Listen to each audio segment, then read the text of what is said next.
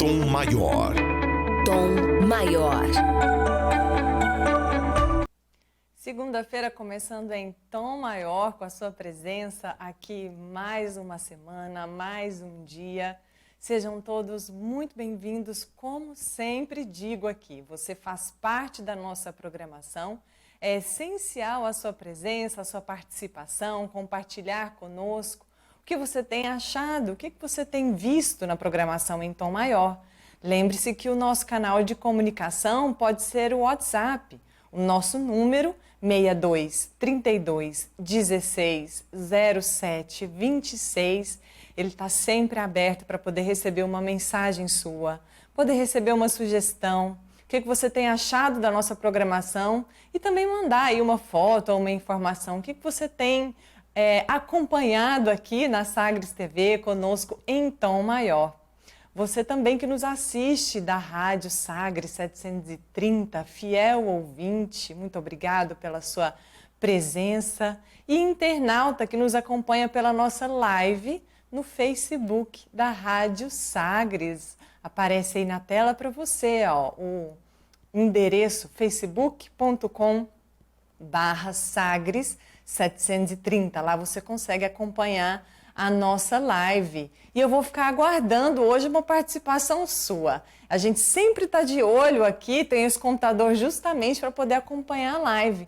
Mandar uma pergunta, manda um joinha, coloca lá que você está nos assistindo. É muito bom a gente poder receber essas mensagens durante o programa e a gente lê também perguntas, alguma sugestão durante a programação. Então, por favor, participe lá também, que a gente está aqui de olho na programação em Tom Maior pela live. Hoje aqui comigo eu tenho uma participação da Lívia Bailão e da Natália Machado. A Lívia Bailão, como sempre, você já conhece, é a nossa companheira aqui que participa conosco diariamente. Oi, Lívia. Oi, Natália. Boa tarde a todos os telespectadores, ouvintes, internautas que nos acompanham.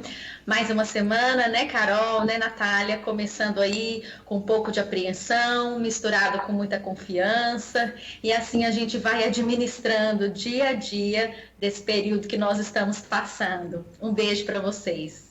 Obrigada, Lívia, por estar aqui. A Natália Machado, que você também está acompanhando aí pela nossa tela. A Natália é mestre em Ecologia e Conservação, doutora em Ecologia e Evolução pela Universidade Federal de Goiás. Ela é pós-doutora no Laboratório de Biogeografia da Conservação da Universidade Federal de Goiás também e consultora ambiental com foco em sustentabilidade. Oi, Natália.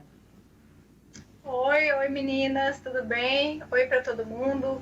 Realmente é a semana que começa assim, né, com grandes desafios e desafios que a gente vai levar para os próximos meses e a gente precisa começar a pensar nessas questões de sustentabilidade, perdão, e de meio ambiente, principalmente a partir de agora. Bacana, Natália, obrigada pela sua presença aqui, seja bem-vinda à nossa programação em Tom Maior. E para a gente começar então a bater esse papo aqui, essa conversa, falando um pouquinho sobre essa temática da sustentabilidade. A Natália, para você que está nos assistindo e nos ouvindo pela rádio, ela esteve participando conosco aqui da semana do meio ambiente, do especial do meio ambiente em Tom Maior, que a gente passou no dia 5 de junho. E aí a gente fez esse convite de novo para a Natália poder participar, porque acreditamos que essa temática é muito importante. E a gente poderia começar por aí, Natália, porque é tão importante falar em sustentabilidade, trazer de volta, não sei se você concorda comigo, às vezes essa palavra ela se torna um pouco vazia com o tempo. Tudo é sustentável, desenvolvimento sustentável, sustentabilidade, mas o que realmente é isso, né? Tentar trazer essa importância pro sustentável. Exatamente. Eu falo que se você vive no planeta Terra, você precisa se importar com questões ambientais. Então, todos precisam, né? Não é só eu que sou bióloga ou qualquer outro colega profissional da área que precisa se preocupar com isso. Todos nós precisamos. Porque o ser humano é uma espécie que evoluiu, né? Como todas as outras espécies, a partir da evolução, né? De pressão do ambiente, seleção natural. Então, a gente tem uma relação com o ambiente. Não existe natureza e ser humano, né? Existem espécies que estão relacionadas ali. A gente se afastou um pouco e a gente criou uma ideia de que a gente consegue controlar a natureza. Só que a gente vê que isso é falho. Todas as vezes que a gente tenta controlar a natureza, a gente controla até um certo ponto. Mas a força é tão intensa das interações, né, e forças físicas do universo, que a gente não consegue controlar por muito tempo. Ou a gente gasta muita energia ou muito recurso, né? Então, essa sensação de controle, de manter tudo estável, ela é falsa. Então, a gente precisa começar a lidar com essas questões ambientais e entender, fazer uma leitura do ambiente e nadar junto, né? Eu falo que se você está nadando contra a corrente, você vai gastar muita energia, mas se você entende o fluxo daquele rio e aproveita aquele fluxo para chegar onde você quer, você vai gastar menos energia e sua empreitada vai ter mais sucesso. Então, a gente precisa começar a voltar, na verdade, né, a fazer essa leitura do clima, né, das plantas, do solo, entender que não tem ser humano e natureza. A gente precisa caminhar juntos. Por quê? Porque o que a gente vê agora é que a população está crescendo muito, cada vez a gente pressiona mais os recursos e a nossa qualidade de vida está caindo. Então, se a gente quer manter a nossa qualidade de vida, a gente precisa voltar a fazer essa leitura do ambiente e melhorar a nossa relação com os outros seres também. Carol, eu queria fazer uma pergunta para a Natália. São várias coisas, né, que circundam esse tema, desde hábitos de vida, modo de consumo, né, Natália? Mas quando a gente fala em termos de consumo, o que nós caminhamos até aqui, a nossa sociedade, das necessidades criadas, das demandas geradas, né? Como você vê a possibilidade de equacionar isso? Porque eu, sinceramente, como uma cidadã leiga, né, em assuntos tão técnicos da ecologia, me pergunto, eu não sei como fazer, né? Será que eu, na minha casa, então, como eu posso colaborar individualmente para esse conjunto maior? Qual alternativas nós temos? Essa é uma questão bem interessante. Eu acabei não respondendo a questão da Carol sobre sustentabilidade, mas já entra aqui, né?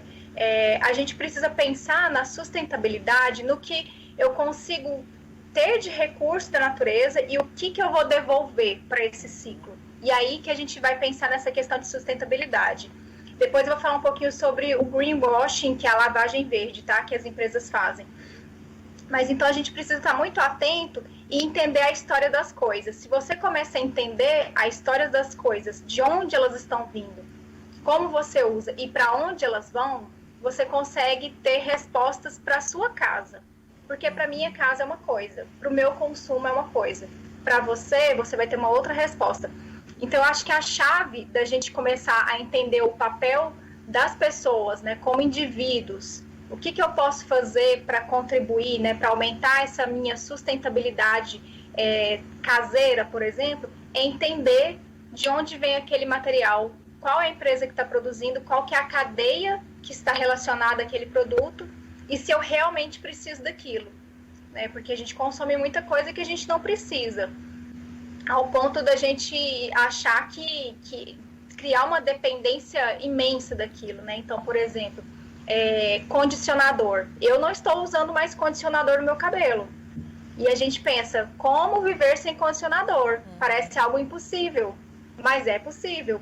Né? Então, se a gente começar a entender que a gente viveu por muito tempo sem muitas coisas que a gente tem hoje, a gente consegue entender essa história das coisas e ir suprimindo, né, vários itens que a gente tem na nossa casa e até economizando dinheiro. E essa é uma questão interessante, que eu falo, quando você economiza dinheiro, quer dizer que você está economizando recurso também. Então, acho que a chave é a gente começar a entender, para cada produto que você tem na sua casa, qual que é a história daquele produto, de onde ele veio e quando ele é descartado, para onde ele vai.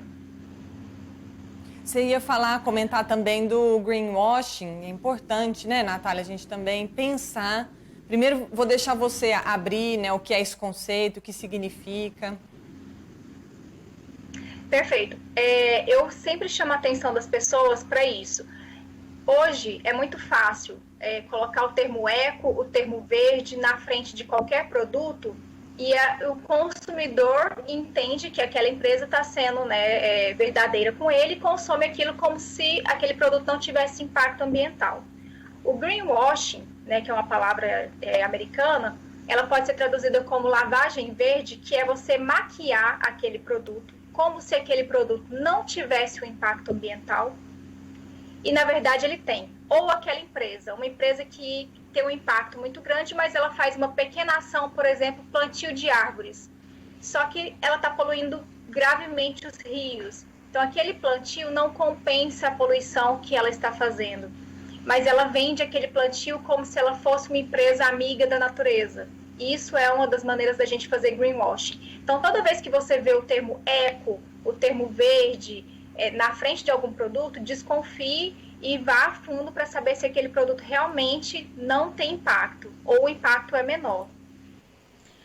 Natália, eu queria te perguntar exatamente isso. Como nós, das nossas casas, né, na nossa rotina, podemos acessar esse tipo de informação para tomar conhecimento exatamente disso que você falou, da história daquele produto, de onde vem, para onde vai. Você citou o exemplo do condicionador aí, que para mim é uma super novidade, eu não tinha noção disso, né? Imagino que igual a isso, tão simples, mas deva ter N coisas aqui, só que né, que eu estou olhando aqui agora ao meu redor. Como eu faço? Porque às vezes a gente não faz por desconhecimento mesmo, por pura ignorância, né? Como então a gente buscar mais informações sobre isso? Eu acho que hoje a gente está num momento que a gente tem uma grande facilidade, né? A internet facilitou muito esses nossos contatos e essa nossa busca por informação, né? Porque antigamente a gente tinha a Barça, né? Hoje a gente tem, né, vários buscadores aí. E eu acho que a gente precisa, primeiro, eu sempre falo que é desconfiar. Então, entra na internet, se você comprou um produto, olha o rótulo dele. Tem informações ali na composição que você desconhece? Quais são aquelas palavras que estão ali? Você não conhece aquelas palavras? Pesquise sobre ela. Com certeza vai ter em algum blog, e aí você tem que buscar, né? Tem blogs que são mais confiáveis, buscar informações científicas também. Hoje tem o Google Acadêmico, que reúne vários artigos científicos sobre diversos temas, então acesso à ciência hoje também está bem mais fácil. E é isso, a gente buscar essas informações e entrar também em contato com as empresas, pedir informações delas, né? Elas também têm que fornecer esse tipo de informação para a gente. Natália, sobre a temática, um pouco da questão do lixo, dos resíduos, né? A gente costuma, aquilo que a gente não vê o fim, que é só colocar no saquinho e colocar lá que alguém vem buscar, a gente não dá muita importância, às vezes até passa, né? Relevante. Eu queria trazer essa temática, que você falasse um pouco, eu sei que você tem um trabalho bastante certo, né? Sobre a questão dos resíduos, dos lixos. Como que é trazer isso para o nosso dia a dia, aproximar de alguma maneira da gente fazer uma seleção, separar lixo, compostagem, dentro do meu apartamento pequenininho, será que dá? Será que eu consigo, né? Perfeito. A primeira forma de você buscar essa sustentabilidade, né, e se encaixar nesse sistema como indivíduo que vai trazer algum benefício para a sua cidade, para o seu estado, é você começar essa gestão dentro da sua casa. Então, qual que é a primeira coisa a se fazer? Primeiro, consumir menos, evitar o consumo. Quando você precisar consumir, dar preferência para embalagens que são menos impactantes ou embalagens que você possa reutilizar. A reutilização é extremamente importante. Esquecer os descartáveis, né? Se não tiver jeito mesmo de você esquecer os descartáveis, você vai pensar na reciclagem. Eu falo que a reciclagem é o último passo. Né? Primeiro você precisa, lá na sua compra do mercado, pensar em qual é o produto que você precisa e qual a embalagem mais adequada. Por exemplo, vidro é uma embalagem que é menos impactante. Na sua casa, você pode separar o material que é reciclável, e aí cada cidade tem um tipo de material que é mais reciclável, e isso é uma coisa importante. Ele ser reciclável não significa que ele será reciclado. Né? Então, a gente tem uma série de materiais que são recicláveis, mas que não compensa. Né? Não compensa para quem está reciclando, porque o valor é muito baixo. Então, você começa a separar na sua casa o que é reciclável, então, geralmente, papel, papelão, latas de alumínio, PET. E o que você não puder reciclar, você pensa se isso é um rejeito, que aí vai realmente para o aterro sanitário, ou se você pode fazer a compostagem doméstica, que é algo muito simples de se fazer. Então, metade do nosso lixo doméstico é composto por material orgânico, que você poderia facilmente transformar em adubo usando 3 baldes, né? Então, você faz ali se você mora em apartamento, você pode usar 3 baldes, é muito simples de se fazer. Na internet tem várias informações sobre isso. E você transforma aquele material em adubo e diminui 50% do lixo que você colocaria para fora. Você já vai ter uma grande contribuição só de fazer a compostagem. E aí entra a reciclagem, que ao longo do tempo você vai entendendo o que é realmente reciclável, né, o que na sua cidade vai ser reciclável, e o que tem que ser rejeito. E aí eu falo para as pessoas que o que eu faço na minha casa é um desafio pessoal. Então, de 3 em 3 meses, a gente coloca o nosso rejeito para fora, a gente gera pouquíssimo, é cerca de 17 gramas por dia, enquanto que a média da população em Goiânia e no Brasil é de 1 quilo, 1,5 quilo mais ou menos, por dia. Então, a gente gera pouquíssimo lixo. E eu faço um desafio pessoal que a cada 3 meses eu quero reduzir isso ainda mais. E aí eu fico buscando, né, Lívia, o que tem na natureza que não é processado que eu possa usar, né, para o meu consumo. Então, desde a minha alimentação, né, até a minha higiene. É um processo, né, Lívia? Eu acho que a gente tentar se aproximar, às vezes a gente escuta falar e fica pensando, né, Natália, Lívia, eu vou lá no mercado, daí eu quero comprar um pacote de alguma coisa e é plástico. E aí, além de vir na caixa da bolacha, cada bolachinha vem dentro de um plástico. E aí eu vou lá e a gente tem que começar a pensar verde, né, Lívia? A gente tem que começar a colocar isso de alguma maneira no nosso dia a dia, pensar assim, apoiar essa ideia e absorver isso, senão o mundo não vai dar conta, e já não está dando, né? É uma disposição pessoal de colaborar com o planeta, né, com as gerações futuras. Mas, Natália, você falou, a gente sempre está trazendo a discussão com os nossos convidados para o momento que a gente está vivendo agora, de pandemia, de isolamento social, de retração absoluta das atividades econômicas, da circulação, né? Você usou uma expressão super interessante, que o homem acha que tem controle sobre a natureza, né?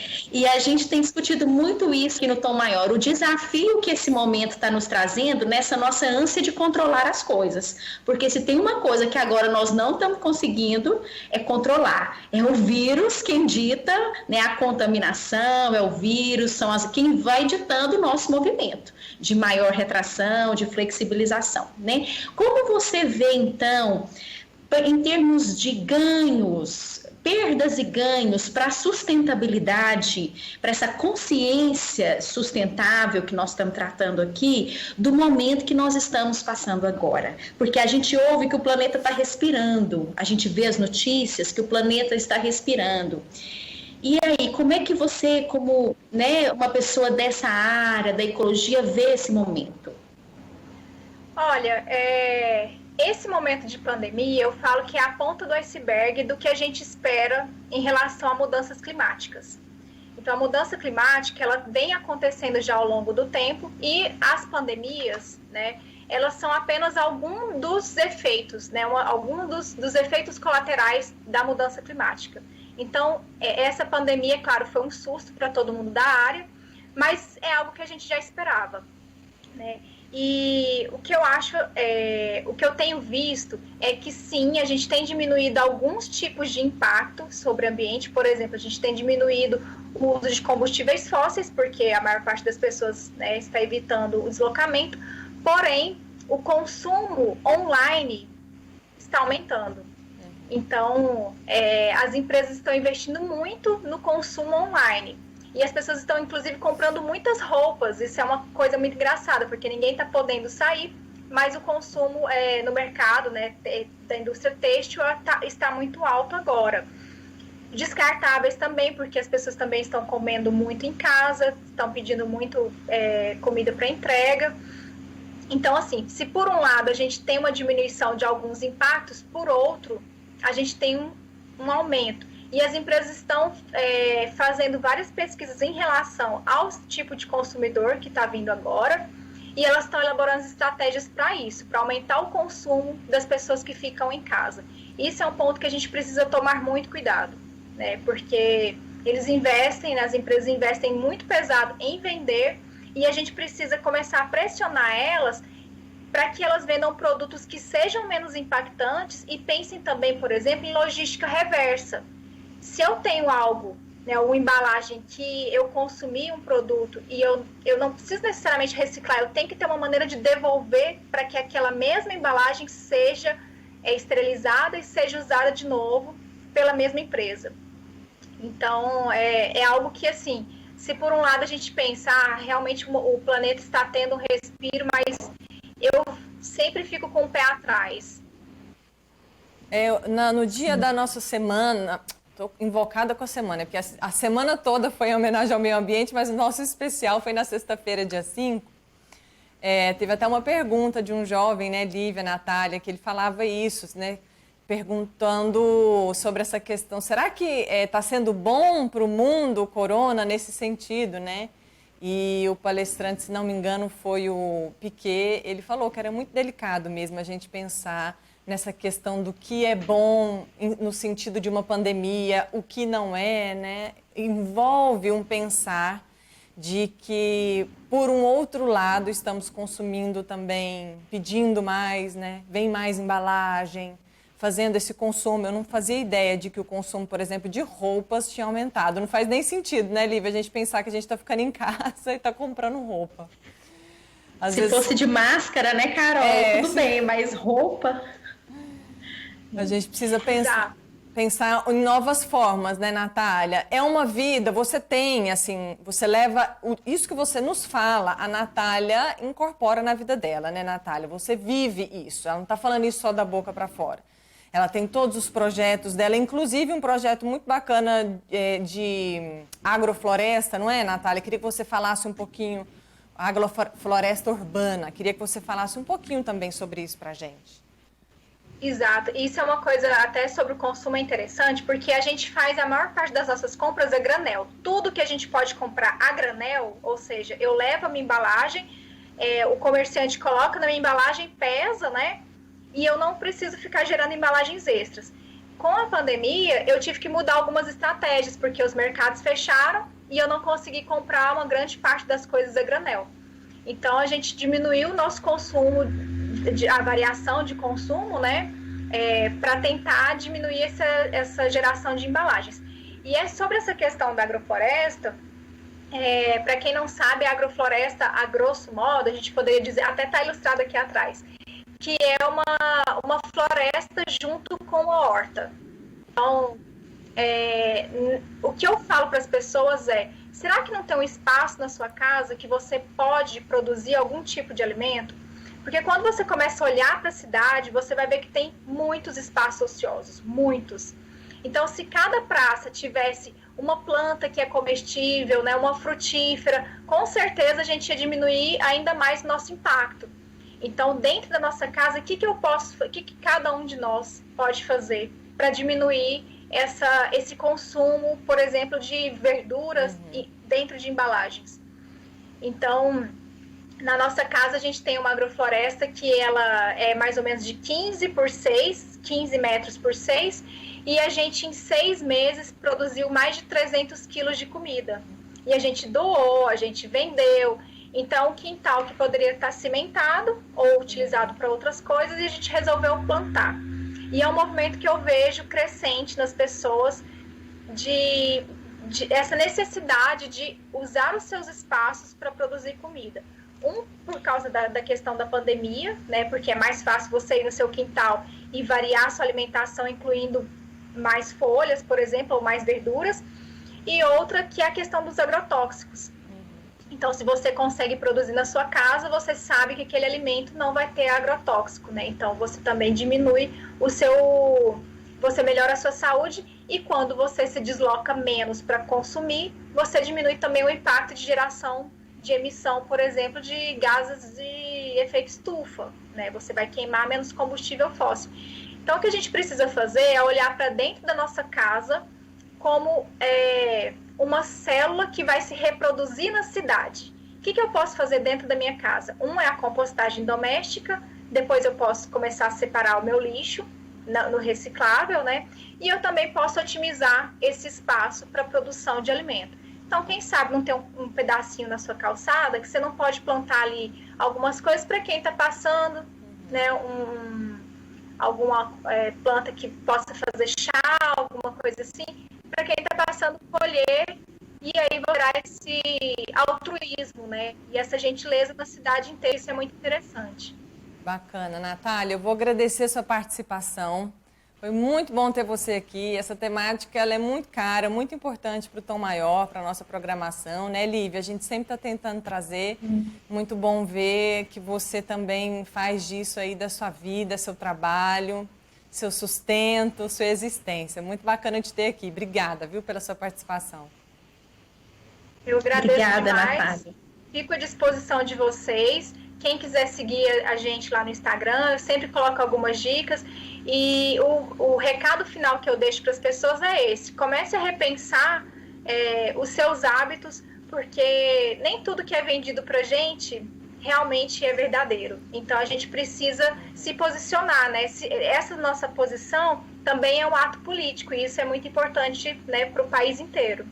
Você pode ver aí na tela o Instagram da Natália, aí ó, natalia.machado.piaia. Você pode acompanhar lá todo esse conteúdo que ela nos trouxe e saber um pouquinho mais lá da Natália. Obrigada, viu, Natália? Até a próxima. Obrigada, até a próxima. Tchau, Natália. Tchau. A gente vai então para um breve intervalo. E você que está assistindo pela live, manda um joinha lá. Deixa eu ver se você está acompanhando, se você está presente, se você gostou do nosso bate-papo aí com a Natália. Dá um joinha ou um tchauzinho, que eu vou ler aqui seu nome depois. Vamos para o intervalo e voltamos já já. Tom Maior. Tom Maior. Na dúvida, não compartilhe. Urgente! O Brasil não tem mais notícias falsas. Por mais interessante que seja o título da notícia, não dá para confiar só nele antes de compartilhar o conteúdo. A gente precisa ler tudo, checar as informações e só aí passar a reportagem ou o post adiante. Isso porque as pessoas que fazem notícias falsas costumam criar manchetes apelativas. A ideia é justamente chamar a nossa atenção e fazer com que os mais apressados repassem a informação sem ler o texto até o final. E elas são muito boas nisso. Então, precisamos ficar atentos. Muito cuidado na hora de repassar conteúdos. Não faça parte da corrente da desinformação. Você é responsável pelo que compartilha. Tom Maior. Tom Maior. De volta com o nosso Tom Maior, você pôde participar, ver um pouquinho aí da nosso bate-papo, nossa conversa com a Natália, que foi muito bacana, falando sobre meio ambiente. Fiz a proposta para você deixar lá a nossa live, mandar um recado aí pelo WhatsApp. Você já tem salvo o nosso número, né? 62 32 16 07 26. Mande aí uma sugestão, o que você achou? A gente está aguardando aqui. Para o nosso segundo bloco, a gente tem Lívia Bailão e Petras de Souza. Oi, Petras. Oi, Carol. Oi, Lívia. Boa tarde. Um prazer estar aqui com vocês novamente, com nossos ouvintes, telespectadores, internautas, e desejar aí uma boa semana a todos. Obrigada, Petras, por estar aqui conosco. Lívia, Petras, eu vou continuar nesse conteúdo aí, nessa informação que a Natália acabou de nos passar um pouquinho, falando sobre meio ambiente, sustentabilidade. E queria compartilhar com vocês aí de casa também, ouvintes, o que será que dá para a gente fazer para salvar o meio ambiente, mas agora durante o isolamento, dentro de casa. O perfil do Menos um Lixo do Instagram, eles fizeram um material que fala um pouquinho como que a gente pode fazer o ativismo do sofá. Esse nome é muito bom, né? Olha lá, 6 dicas para o ativismo do sofá. Dentro de casa, a gente não pode sair, o que a gente pode fazer pelo meio ambiente? Então, a gente pode pressionar as autoridades do Ministério do Meio Ambiente. Tem um arroba, inclusive, você sabia que tem um Instagram do meio ambiente, @mmeioambiente. Você pode entrar lá e pressionar os políticos, pressionar o perfil lá, falar assim, olha, esse aqui não gostei, não achei muito bacana. Nosso ministro do Meio Ambiente, Ricardo Salles, com certeza, dependendo do posicionamento e da força desse posicionamento, ele vai chegar até ele. Na próxima dica, que a Menos um Lixo colocou, você vai poder acompanhar aí, ó. Fique de olho na agenda ambiental dos seus candidatos. A gente votou e não foi à toa. A gente tem que ainda continuar acompanhando o que os nossos candidatos têm feito pela questão ambiental. Eles estão fazendo, sim, os projetos que se proporam antes, né, de entrarem na política, de se colocarem como políticos. É preciso a gente ficar de olho. A próxima dica da Menos um Lixo, do perfil, né, da Menos um Lixo, siga perfis engajados nessa causa. Um deles é esse aí, ó, Menos um Lixo. Outro bacana, o da Natália, que a gente acabou de ver, natalia.machado.piaia. Acompanha, tem o perfil do Greenpeace, perfil do Observatório do Clima, tudo você pode continuar tendo acesso a essas informações e fazer massa, fazer volume para o ativismo virtual, o ativismo do sofá. A próxima dica que o Menos um Lixo vai dar é: acompanhe as notícias sobre o meio ambiente. Acompanhe todos os dias o que está acontecendo. Veja lá, se você não tem como acompanhar o jornal ou entra no portal da Sagres Online para você poder ter acesso a informações sobre meio ambiente. Busca lá meio ambiente, eu tenho certeza que você vai encontrar muita notícia atual e verdadeira, sem fake news. Outra dica da Menos um Lixo é: repense seu consumo de carne. Isso foi dito aqui também no nosso especial Meio Ambiente em Tom Maior. A gente precisa repensar o nosso consumo. E não é só por conta de uma questão de poupar os animais, né? Poupar a vida dos animais. Você sabia que interfere também na questão da água, na questão do clima? Tem todo um projeto envolvido que você precisa entender um pouquinho mais. Por que parar um pouquinho de consumir a carne, ela é tão importante para o meio ambiente em geral. E a última dica do Menos um Lixo que você vai ver aí é: assine petições. Chega lá sempre no nosso e-mail, não chega? Petição falando assina para fazer volume. É importante a gente assinar, são iniciativas fáceis de serem apoiadas e com cada assinatura ela dá um volume maior. É importante, quanto mais assinaturas digitais, virtuais tiver, a causa ela ganha força. Lívia, Petra, vocês viram aí que bacana esse ativismo do sofá? A gente pode fazer, não precisa ficar só em casa assistindo Netflix ou filme, a gente pode também ser ativista. Bacana, né, Lívia? Carol, Petras, vou dividir com vocês uma vergonha aqui com os nossos ouvintes e telespectadores, porque, meu Deus, assim, eu preciso animar o meu ativismo de sofá, porque desses itens que você falou, Carol... Não tá fácil, eu não tô muito engajada, não. Mas assim, ouvindo a Natália, né, falar com tanta propriedade, a nossa responsabilidade é total nessa temática. Isso só tem uma mudança geral se nós individualmente fizermos alguma coisa, né? Então, assim, não precisa ser tudo, porque isso é uma consciência e hábito que vão sendo adquiridos com o tempo, mas a gente precisa começar, né? Então, é essa consciência de que a mudança começa em mim, como toda e qualquer mudança, né? E é muito bacana agora, em tempos de isolamento, todo mundo em casa, né? E poder fazer lançar mão, né, desses pequenos atos que a gente julga que não tem importância, mas uma manifestação ao Ministério, ao órgão competente, né? Isso pode surtir muita diferença, com certeza. Eu acho que a gente tem que se mobilizar, né? Deixar de comer carne um dia da semana, né, Petras? Fazer churrasco uma vez por mês só, né? Se não... Primeiro eu queria falar um pouco rapidamente aqui, Carol Lívia, da entrevista com a Natália. Que coisa fantástica, né? Bom, né? Agora eu tenho que, se você me permite, Carol, eu sei que a apresentadora é você, mas eu tenho que fazer uma pergunta para a Lívia.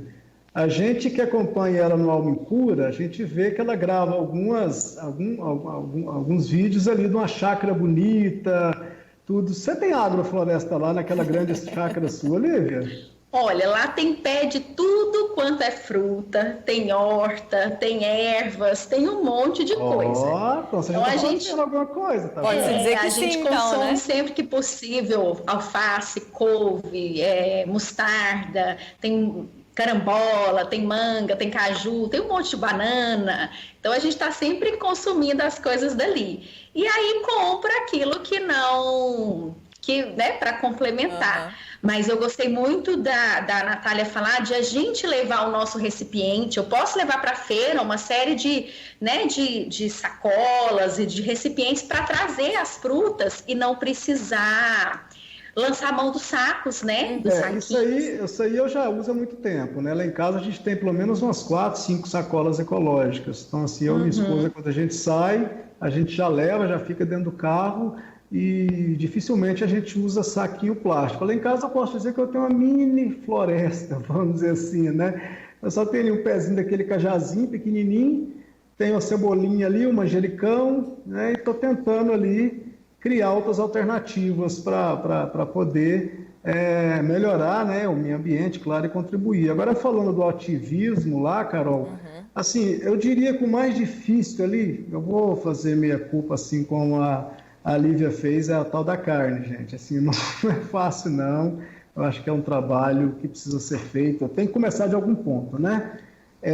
Para a gente poder superar isso e ajudar de alguma forma o meio ambiente. Agora, pressionar o ministro Ricardo Salles, que é aquele mesmo que naquela fatídica reunião, se eu não me engano, dia 22 de abril, vocês me corrijam se eu estiver errado, falou que as pessoas estão prestando atenção na Covid, né? Então, se quiser passar uma boiada, qualquer coisa passa relacionada ao meio ambiente, né? Pautas do Congresso Nacional, né?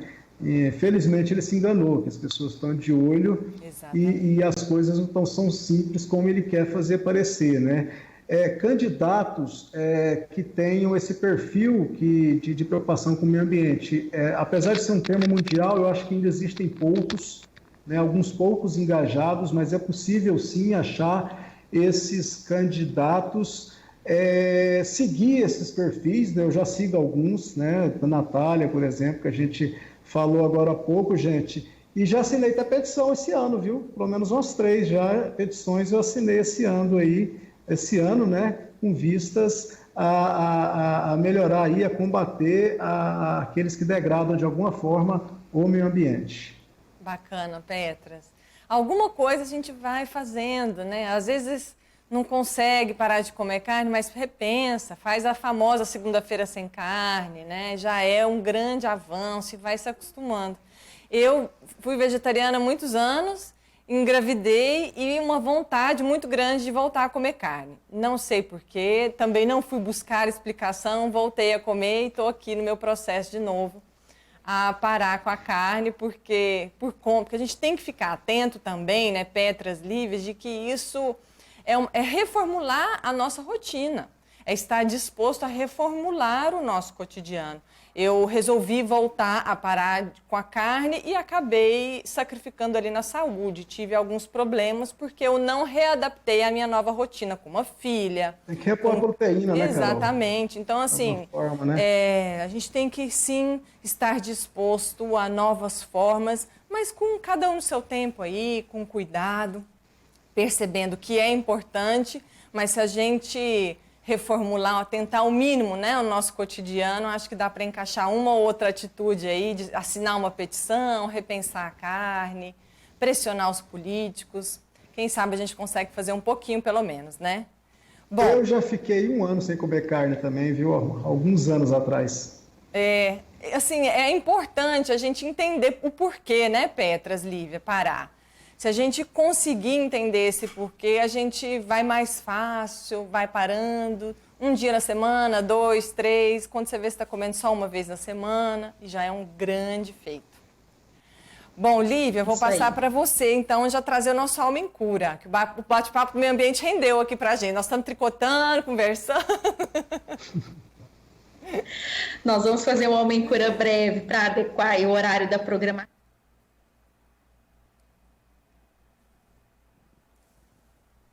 Que eu gostaria de trazer para a gente hoje é o que fazer por nós em momentos difíceis, né? O que fazer por você, o que fazer... Qual que é a sugestão desse Instagram, Ilustragi? Assistir a um filme ou uma série, orar, começar a ler um livro, hidratar o cabelo, conversar com alguém especial, uma skincare, cuidados com a pele, se alimentar bem, fazer terapia e isso. Então, assim, o que a gente pode fazer pela recomendação, né, dessa imagem aí, é cuidar de nós mesmos. O que fazer por nós em momentos difíceis? Coisas simples, bastante simples, hidratar o cabelo, fazer uma oração, uma súplica e um cuidado com a pele. Então, são pequenas coisas que nós podemos fazer por nós em momentos difíceis e também em momentos alegres. Por que não? Então, se eu estou bem, estou plena, preenchida, suficiente, não vou negligenciar o cuidado comigo mesma. Então, que a gente possa lembrar disso, que cuidar de nós é sempre o melhor caminho para a gente atravessar períodos turbulentos. E o cuidado conosco é das coisas mais simples. Se eu gosto de um café, fazer um café, um cappuccino, que seja algo que vá entrar dentro de mim, que eu vou me acolher, né? Que eu vou, assim, me presentear. Então, você vê um filme, vê uma série, tá corrido, dia a dia, mas terminou tudo à noite... Veja a série, senta para ver. Se você dormir no meio, ok, mas você se presenteou, você parou para fazer algo que te preenchesse. E se dormiu, ok, tudo bem. Amanhã você assiste de novo. Mas é a gente ser gentil com a gente mesma, né? No Alma em Cura eu tenho falado muito isso, de a gente ser gentis conosco e não ficar com aquele chicotinho aqui, porque eu devia, porque eu não estou fazendo, porque se fosse assim, porque teria que ser assado. Isso aí é um looping que a gente entra no dia a dia e esgota, né? Então, para a gente poder atravessar momentos bons e difíceis, ou seja, né, Petras e Carol, a vida, para a gente passar pela vida cuidando de nós mesmos, na alegria, na tristeza, na tormenta, na bonança, seja como for, não é verdade? E cuidando do meio ambiente, com pequeninas ações, como disse a Carol, não precisa ser tudo, mas se você fizer uma coisa daqueles 6 que foram ditos, a gente já está saindo do lugar, não é isso? Mas então, Lívia, a gente pode tirar desse círculo aí e hidratar o cabelo, então? Você pode usar um hidratante natural, pega babosa. Que é ótimo, viu? Assim como vocês. Exatamente. Olha, eu também fiquei surpresa, Petras, mas com certeza nós temos produtos hoje, farmácias, que vendem produtos veganos, que não são testados em animais, que têm origem de produção sem agrotóxico, né? Então, hoje está cada vez maior essas opções. Engraçado, eu ouvindo você falando, eu, mas a minha esposa indiretamente falávamos, né? A dona Dalila Souza Rocha, beijo para ela. Justamente disso ontem, né, de aproveitar um pouco mais, que antigamente, quando a gente mudou, casa nova, aquela coisa, né, ficava naquela agonia de querer limpar a casa para ficar limpinha, tudo, aí chegava o final de semana, a gente cansado, querendo descansar, não, vamos limpar. Hoje acho que a gente relaxou mais, sabe? A gente curte mais o sábado, curte mais o domingo, vai ver um filme, ficar mais relaxado, acho que tem muito a ver um pouco com isso também, né? Com certeza, Petras, com certeza. E a gente tirar, como eu falo, esse chicote aqui, tem que fazer, tem que fazer, tem que fazer. Não, vamos fazer o que é possível hoje, né? Às vezes a gente confunde isso com indisciplina, com passividade. Não, mas isso é uma atitude É uma postura muito ativa, respeitar o meu limite, me atender, olhar para mim, me agradar, né? Que aí a minha vida fica melhor, eu vou caminhando os meus dias melhor. A ideia é essa. E você aí de casa, né, também pode mandar, quem sabe, né, Lívia, Petras, colocar aqui, ó, na nossa live, a gente está acompanhando lá pelo Facebook, Sim. Coloca o que você tem feito, o que te traz aí esse momento de ficar mais tranquilo consigo mesma. Participa lá, ou só manda um joinha pra gente que a gente já fica feliz. Ó, a gente recebeu um boa tarde da Janira Dias, que está acompanhando pela live. Boa tarde, Janira, que bom que você está aqui conosco também. Petras, diga então aí atualidades, notícias que você nos traz hoje. Olha, sabe aquele tipo de notícia que a Lívia adora, né? Quando a gente fala de vacina, por exemplo, ela diz que adora. E olha, essa notícia ela é muito boa mesmo e promissora, viu, gente? O laboratório chinês Sinovac, que é um dos mais avançados na corrida por uma vacina contra o novo coronavírus, anunciou dois novos promissores avanços. Olha só, mais de 90% das pessoas que receberam doses da vacina produziram anticorpos contra a Covid-19 no intervalo de 14 dias. E não foram observados efeitos colaterais que coloquem em risco o prosseguimento do teste da vacina batizada de Coronavac. A Sinovac é o mesmo laboratório que fechou parceria com o governo de São Paulo para uma fase de testes com 9 mil pessoas, 9 mil brasileiros, conforme anunciou o governador João Dória na semana passada. O estado de São Paulo foi escolhido para a terceira fase de testes, fundamental para a confirmação da eficácia da vacina por ainda ter transmissão comunitária do coronavírus. Segundo o governador João Dória, se tudo der certo, a vacina pode vir a ser fabricada em parceria com o Instituto Butantan no Brasil. E melhor ainda, pode estar disponível no Sistema Único de Saúde, ou seja, o SUS, em 2021. Gente, olha que notícia boa, né?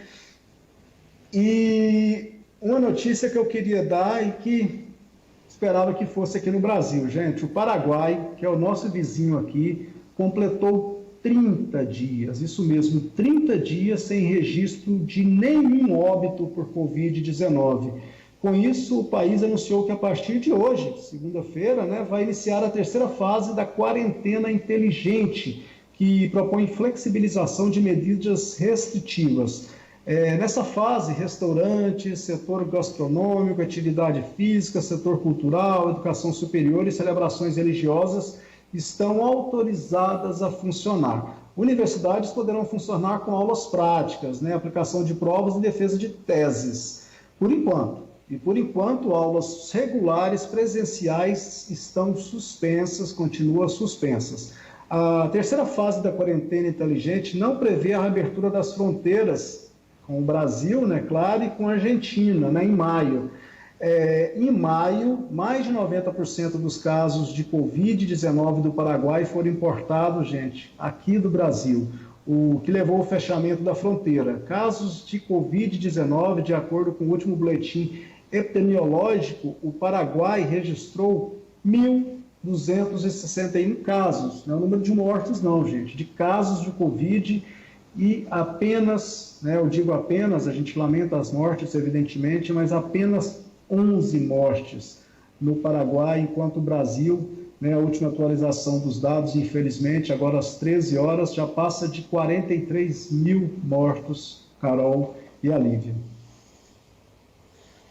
Que pena, né, Petras, a gente ter esses números aí e pior ainda é pensar que não existe nem previsão para quando essa curva vai baixar. Nenhuma perspectiva. Por isso, a gente não cansa de falar para ficar em casa. Isso aí. Bom, Lívia, Petras, obrigada pela participação de vocês aqui. É sempre muito bom tê-los conosco. Tchau, Carol. Tchau, Carol. Tchau, Petras. Até a próxima. Tchau, Lívia. Até a próxima. A gente vai chamar o intervalo, então, e volta daqui a pouco. Maior. Tom maior. Futuro. A Fundação Procerrado, para mim, ela abriu portas, foi meu primeiro emprego. Hoje, fiz faculdade, eu tenho minha casa, eu tenho minha família, meu esposo. E a Fundação fez parte disso na minha vida.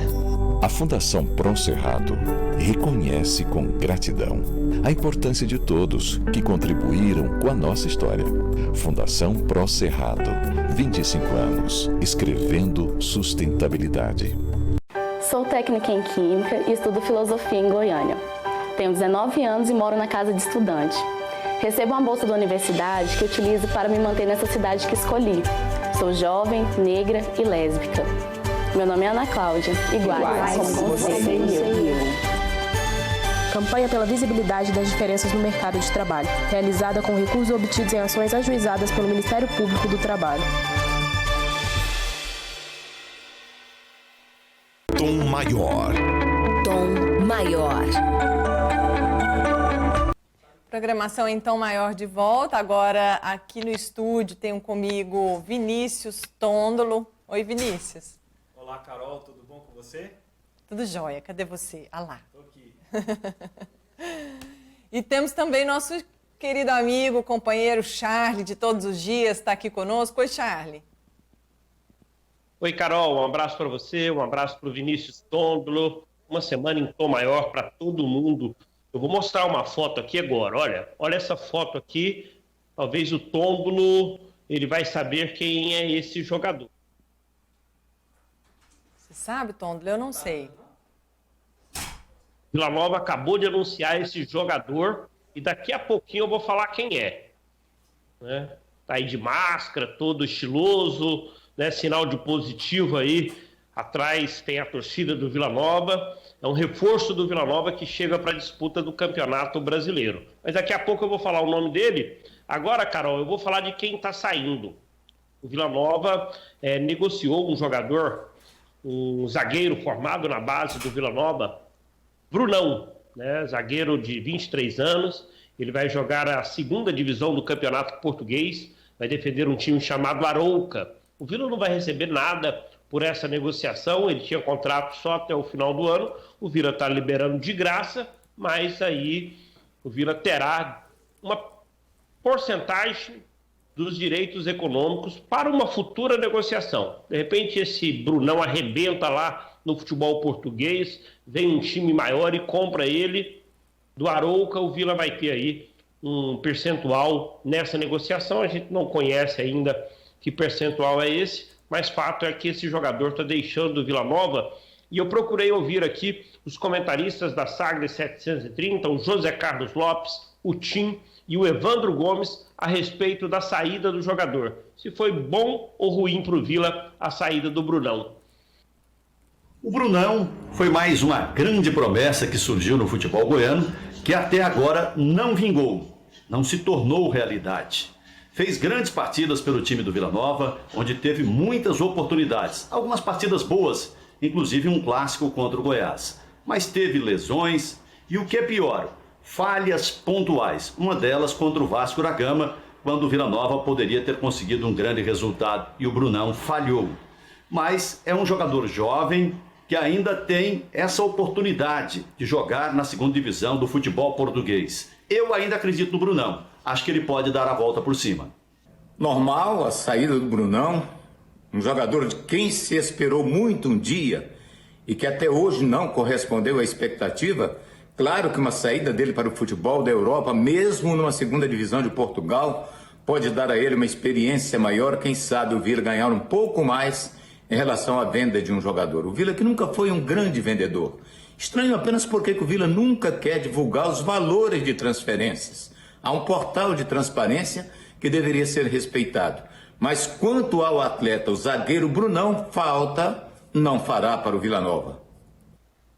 Eu lamento a saída do Brunão, o único jogador prata da casa praticamente que vem se destacando na equipe titular. Lógico que ele oscilou um pouco ainda, teve jogos que ele não foi bem, foi reserva com a chegada do Danley também, do Adalberto, mas para mim eu vi muito potencial nele, é um zagueiro forte, um zagueiro que tem boa velocidade, tem boa estatura, então eu acreditava muito no Brunão. E eu acho ruim a saída dele, porque no Campeonato Brasileiro da Série C eu acreditava nele para ser titular realmente da equipe do Vila Nova, ajudar bastante durante a competição, para que o Vila lá no final do ano conquiste o acesso à volta da Série B. E o Vila tem perdido muitos jogadores prata da casa antes de chegar no profissional. Eu lamento muito isso. O Vila tem que utilizar melhor as suas categorias de base. Portanto, aí a opinião do Tim, a gente ouviu também o Evandro Gomes, o José Carlos Lopes, aqui no Tom Maior. Tôndolo, você conseguiu descobrir, matar a charada, quem que é aquele jogador mascarado, né, que foi anunciado pelo Vila Nova? Não consegui, Charlie. Ah, Tôndolo, você já entrevistou ele. Coloca a foto de novo aí, Rodrigo. Eu já entrevistei. Pelo amor de Deus, Tôndolo. Ah, não, Tôndolo. Que isso? Ah, não. Ah, de máscara é difícil. Não, é difícil. Eu não reconheço nem minha esposa de máscara. Eu vou dar uma dica aí, você vai matar essa charada. Ele nasceu em Manacapuru. Ah, é o Dudu. Dudu, exatamente, jogador de 23 anos, que foi revelado pelo Vila Nova, e por isso que eu falei que o Tôndolo já entrevistou ele. O Tôndolo já acompanhou o dia a dia do Vila Nova, ele é lá do Amazonas, né? Mas foi formado aqui nas categorias de base do Vila Nova, jogou no time sub-23 do Grêmio, jogou no interior de São Paulo, estava defendendo as cores do Jaraguá no Campeonato Goiano, né? Ele atua como segundo volante lá no Jaraguá e certamente será uma função que ele vai desenvolver agora no Vila Nova. Portanto, o Dudu é o reforço do Vila. E a mãe do Dudu acompanha a Sagres assim de um jeito louco, assim, ela manda mensagem, interage, que eu só tinha visto algo semelhante com a mãe do Márcio, que virou mais amiga do pessoal aqui da Sagres do que propriamente do filho. Sabia tudo do Márcio. Carol, e é curioso, assim, porque nós temos muitos jogadores que vêm para Goiânia oriundos de outros estados, né? E as famílias, às vezes, não conseguem acompanhar esses jogadores. E aí as mães, os irmãos, os pais, eles ficam o tempo inteiro ligados na rádio. Tudo que fala dos filhos deles na programação, eles dão notícia. A mãe do Márcio, se não me engano, era em Aracaju que ela morava, né? A mãe do Dudu mora lá no Amazonas, mas a gente tem a família do Tadeu, goleiro do Vila Nova, que também é ouvinte assídua da nossa programação. É muito legal essa relação aí com as famílias dos jogadores de outros estados. O Tadeu do Vila ou do Goiás? Tadeu do Goiás. Ah, tá. Tadeu do Goiás. E tem a mãe do Mateuzinho, do Atlético também, que é o xodó da torcida rubro-negro, Mateuzinho. A mãe dele também é ouvinte nossa. A gente fala mal do Mateus e ela liga para puxar a orelha. Aí vocês cuidem bem, viu? Porque mãe tem que tratar bem demais. Ainda mais mãe preocupada. Atende lá, dá todas as notícias, faz bonitinho. Natália que ouve. Ô, Charlie, Tôndolo, rapidinho, a gente acabou de ver ali o Petras trazendo a triste notícia, né, do número de óbitos por conta do coronavírus. Está sendo muito difícil, mas tem gente que está tentando trazer consciência, tentando trazer uma reflexão com muito bom humor, que é o ator e comediante Paulo Vieira. Ele está lançando aí uns áudios do Diário do Coronga. Vamos assistir o que é que ele aprontou dessa vez. Tô até com medo de perguntar, mas onde é que vocês estão? Ô mulher, já tô aqui na rua comprando, vem pra cá. O comércio abriu! Você sabe por que não abriu, Sayonara? Não abriu vaga na UTI. Volta pra casa e toma um banho de álcool. Oxe, mas a gente tem que comprar pra movimentar a economia. Movimenta a economia, Niedja. Quem compra e paga. Não é o caso de vocês. Gente igual a gente não movimenta a economia, movimenta os nomes sujos. Que suja o nome da gente, depois faz conta no nome do marido, suja o nome do marido, depois suja o nome dos filhos. Vai pegando assim, igual o Covid, a pandemia do nome sujo. Eita, bicha velha essa educação. É muito bom, né? A pandemia do nome sujo. A pandemia do nome sujo. Vai comprar o quê, gente? Não tem que gastar, não. Porque você... Nós não movimentamos a economia. Não. Ninguém aqui movimenta a economia em nada. Vamos ficar em casa, pelo amor de Deus. É como ele fala, abriu o comércio, mas não abriu vaga na UTI. É muito sério isso, gente. A gente trata aí com bom humor, porque traz a reflexão, atinge as pessoas, dá um número maior de pessoas, porque a gente dá risada. Mas é sério, vamos ficar em casa. Ô, Charlie, Tôndolo, já tá dando a minha hora aí, ó. Já tenho que ir, porque a programação vai continuar.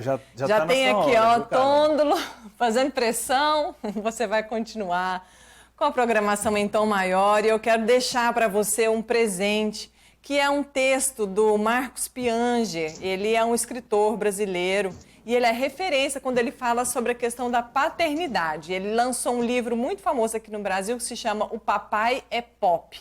E é muito bacana o texto que ele escreveu falando sobre o colo que cura. Então eu deixo você aí para ficar um pouquinho com esse presente especial e dando continuidade à nossa programação Tom Maior. Até mais. O primeiro colo da minha filha foi de uma enfermeira. O segundo da mãe e o terceiro foi meu. Bem-vinda, filha. O mundo é duro e frio, mas um colo nos ajuda a passar por tudo isso. As crianças acreditam que um colo cura qualquer coisa. Um joelho ralado, uma saudade, uma febre, as decepções da vida. E enquanto o colo cura a criança, cura também o pai. Para os que não receberam colo quando eram crianças, dar colo é cura, é recomeço. Para os que tiveram colo quando eram pequenos, é retribuição. Quando precisam de mim, abraço as minhas filhas como a minha mãe me abraçou. Nossos filhos aperfeiçoam o nosso abraço. Quando abraçamos nossos filhos, abraçamos também a nossa mãe, agradecendo por tudo o que fez por nós. Quando um pai abraça um filho, ele abraça ele mesmo. Cura traumas, mágoas, lembranças tristes. O colo é demarcação, solo sagrado, onde mal nenhum pode entrar. É ninho, local seguro de consolo e recuperação de forças.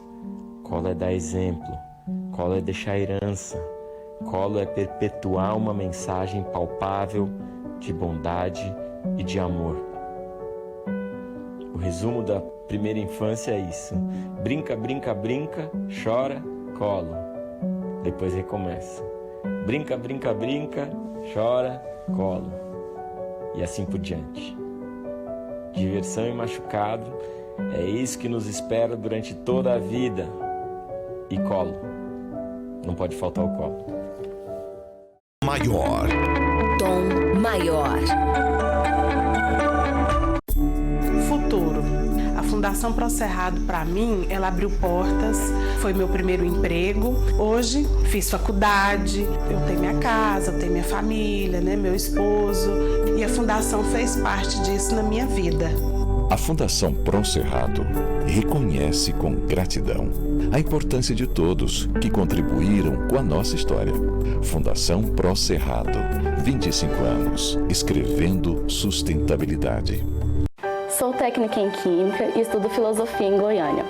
Tenho 19 anos e moro na casa de estudante. Recebo uma bolsa da universidade que utilizo para me manter nessa cidade que escolhi. Sou jovem, negra e lésbica. Meu nome é Ana Cláudia, iguais como você e eu. Campanha pela visibilidade das diferenças no mercado de trabalho, realizada com recursos obtidos em ações ajuizadas pelo Ministério Público do Trabalho. Tom Maior. Tom Maior. Olá, sejam muito bem-vindos à nossa programação em Tom Maior aqui no Sistema Sagres, na Sagres TV, na Rádio Sagres e também no nosso Sagres Online, através do nosso canal no Facebook, facebook.com/sagres730. Eu sou Vinícius Tondolo e faço companhia a você até às 5 da tarde aqui na nossa programação em Tom Maior. E há pouco, o Petras trouxe a notícia de que nosso vizinho aqui, Paraguai, não registra uma morte por Covid-19 há mais de 30 dias.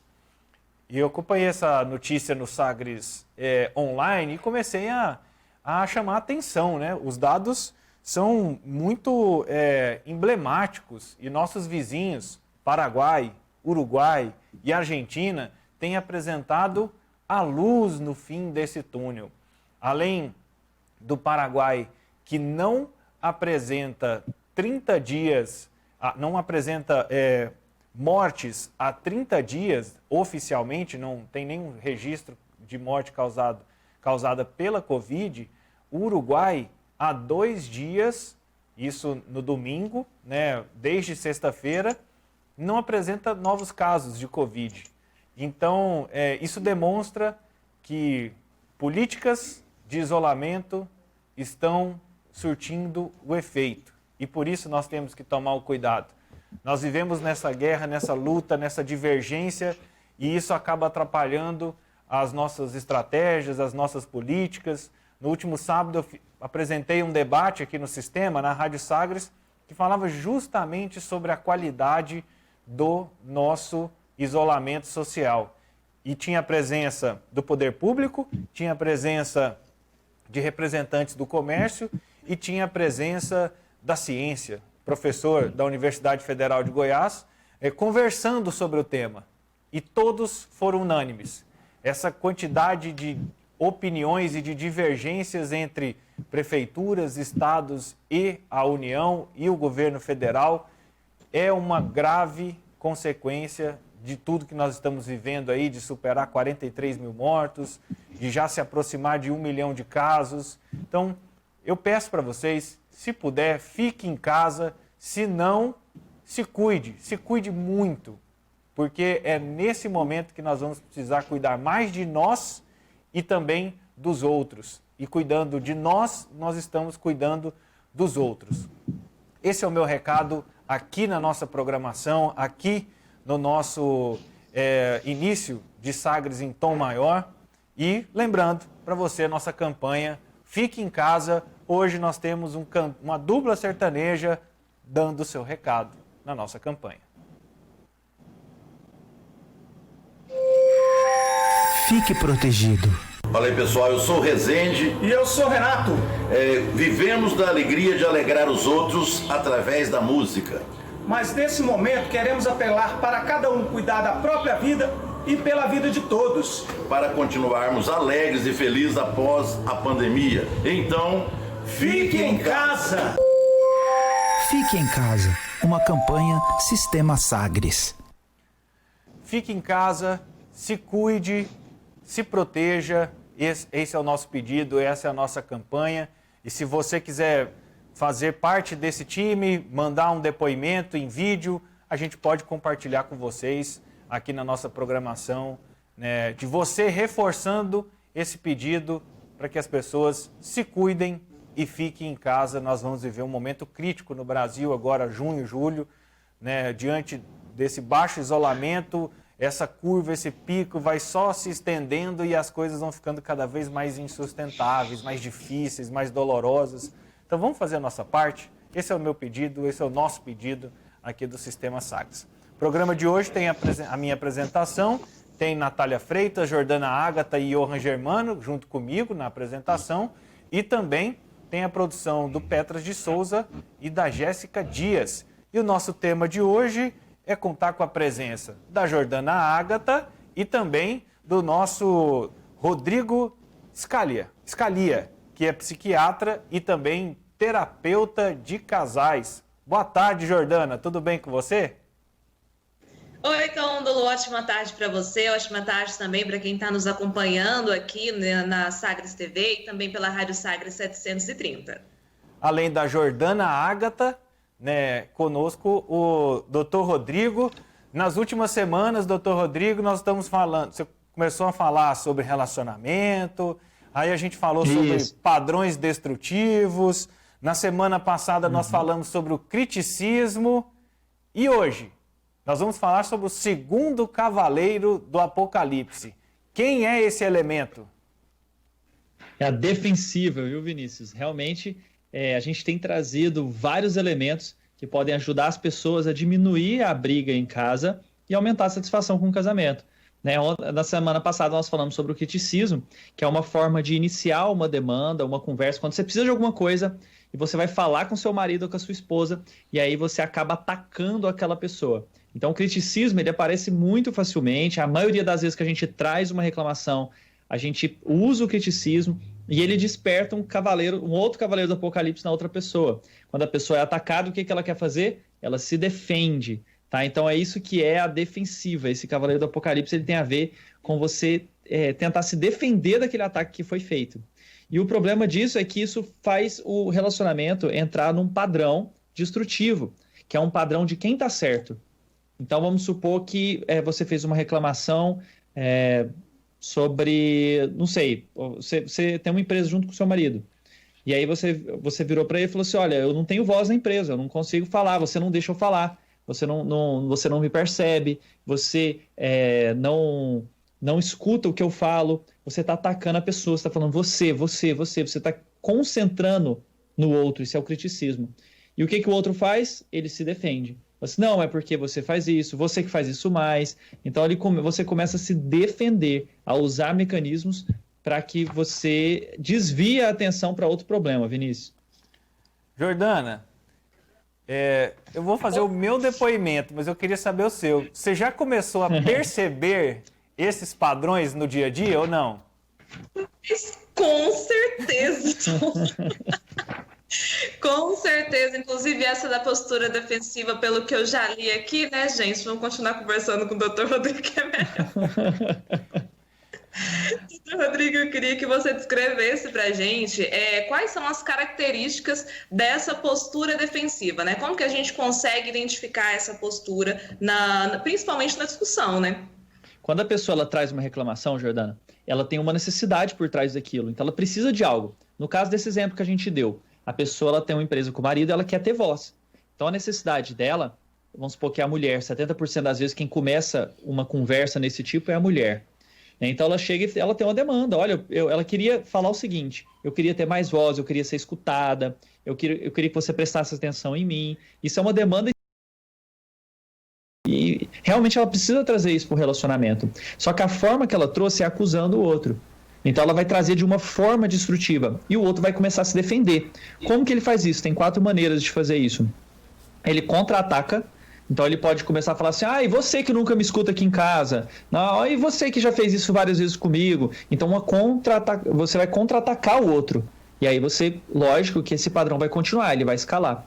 Você pode também se fingir de vítima. Fala assim, mas eu que trago dinheiro para essa casa, você não está vendo o esforço que eu estou fazendo e ninguém repara o tanto que eu tenho me esforçado. Isso é outra forma de entrar na defensiva, que é se fazendo de vítima. E você pode também ficar no modo de indignação. Você falar assim, mas como que você se atreve a falar isso comigo? Eu que fiz tudo por você, que te aceitei na empresa, eu que fiz isso e que fiz aquilo. Então você é como se tivesse um tom acima do outro, Você está acima da carne seca porque você já fez algo pelo outro. E aí você meio que cobra naquele momento. E outra coisa é você se explicando. Você começa a se explicar. Isso aconteceu por causa disso, por causa daquilo. Você acha que se você explicar o suficientemente bem, a outra pessoa vai se sentir escutada. Mas isso não acontece. Geralmente a pessoa fica preso no certo e errado. Eu falei isso? Não falei. Sim, eu falei sim. E essa discussão ela vai eternamente sem sair do lugar. É como se você estivesse numa areia movediça. Quanto mais você tenta trazer argumentos de que você está certo, mais o outro afunda. Mais você afunda também junto com o outro. Então é uma areia movediça, esses cavaleiros do Apocalipse. E essa questão da defensiva, ela também é uma forma da pessoa se proteger, né? Porque ela pelo que eu entendi, ela aparece muito quando vem o criticismo, né? Então, se quem está criticando está atacando, a pessoa da postura defensiva, ela tenta se proteger disso, né? Ela tenta, exatamente, é uma forma de se eximir da culpa ou diminuir a culpa. Então, por exemplo, se a pessoa falou assim, olha, não dá, você não lavou aqui a louça, por exemplo, Você não lava a louça, você nunca me ajuda. Ela está sendo crítica. E a pessoa começa a se defender, se eximir da culpa. Eu não lavei a louça porque eu não tenho tempo, porque eu trabalho demais. Porque eu estou cansado do trabalho. Então você começa a tentar tirar a culpa de você. Só que o problema é que se o seu objetivo é se conectar com o seu esposo, conectar com a sua esposa, você tem um efeito contrário usando os Cavaleiros do Apocalipse. Entendi. E o que pode não? A pessoa, ela costuma ter consciência de que ela está tentando, muitas vezes, inverter os papéis, né, Rodrigo? Não tem. Não tem? A maioria das pessoas não percebe, não. O que elas percebem é que a outra pessoa tá errada e você tá certo. Você fica preso nisso. A ideia de você tá certo ou de estar errado. Então você fica procurando elementos para mostrar que você está certo. Só que as pessoas não entendem que no momento que elas começam a brigar para saber quem está certo, os dois já estão perdendo. Porque um relacionamento ele tem que ser sobre duas pessoas tentando encontrar uma solução conjunta para algo. E não sobre um ganhar do outro, entendeu? e não um ter um argumento melhor do que o outro numa situação necessariamente.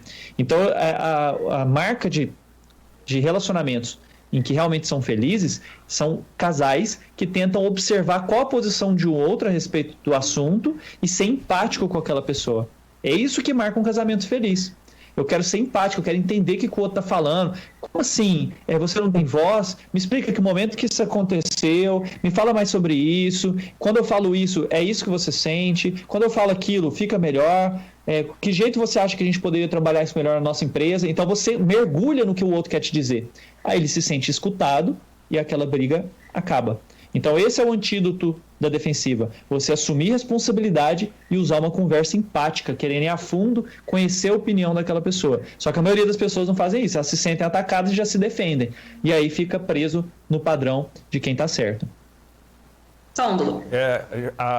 Para quem tem que ter consciência é quem é o maquiavélico, né? Para ficar conseguindo pensar exatamente assim, ó, premeditado e tal, tem que ser maquiavélico, tem que ser muito príncipe. Você sabe que a consciência ela não existe de começo, mas se você treina isso, ela pode existir para cura, né? Se você treina isso, ó, agora eu sei o que é criticismo, eu sei o que é defensiva, né? Essa semana eu vou fazer live todos os dias sobre relacionamento. Então a pessoa treina isso e ela começa a identificar antes de falar. E aí, ao invés de ter 20 minutos de briga procurando quem está certo, ela consegue cortar isso antes, escutar outra pessoa. E é aquilo que a gente entra no primeiro dia que eu vim aqui, que a grande questão do relacionamento é uma proporção. A proporção de coisas boas com as coisas ruins. É igual ao ouro.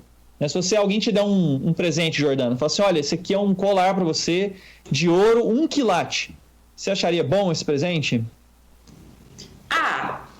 Colar não é muito a minha não, mas é de ouro, né? A gente conversa. De ouro, né? O colar, o ouro 1 quilate, ele tem 4% de ouro. Tá muito pouco. Então você vê assim, não é muito precioso assim, né? 4% de ouro é quase nada de ouro. Então a grande questão não é se é ouro ou se não é quantos por cento de ouro tem alguma coisa. O ouro 18 quilates tem 75% de ouro. Fala assim, opa, isso é legal. Então a mesma coisa um relacionamento. Se o seu relacionamento é um relacionamento 1 quilate, ele tá com 4% lá de coisas boas e 95% de coisas ruins, ele não tá precioso, ele não tá legal, você não tá no bom ritmo. Você precisa purificar ele, lapidar, até chegar no ouro, 18 quilates, você ter 75% das interações boas, 80% das interações positivas, e é isso que você faz quando você cria consciência dos Cavaleiros do Apocalipse. Doutor Rodrigo, você comentou agora há pouco sobre as 4 características defensivas, né? O contra-ataque, a vítima, a indignação e aquele que reage explicando. Para quem... Se, por exemplo, dentro do casal, um domina os Cavaleiros do Apocalipse, o outro não, aquele que consegue enxergar e perceber esses sinais, que comportamento deve reagir sabendo que ele está sofrendo o criticismo ou que ele cometeu o criticismo de forma inconsciente, mas que na reação do parceiro ou da parceira ele percebe a defesa. O que ele tem que fazer?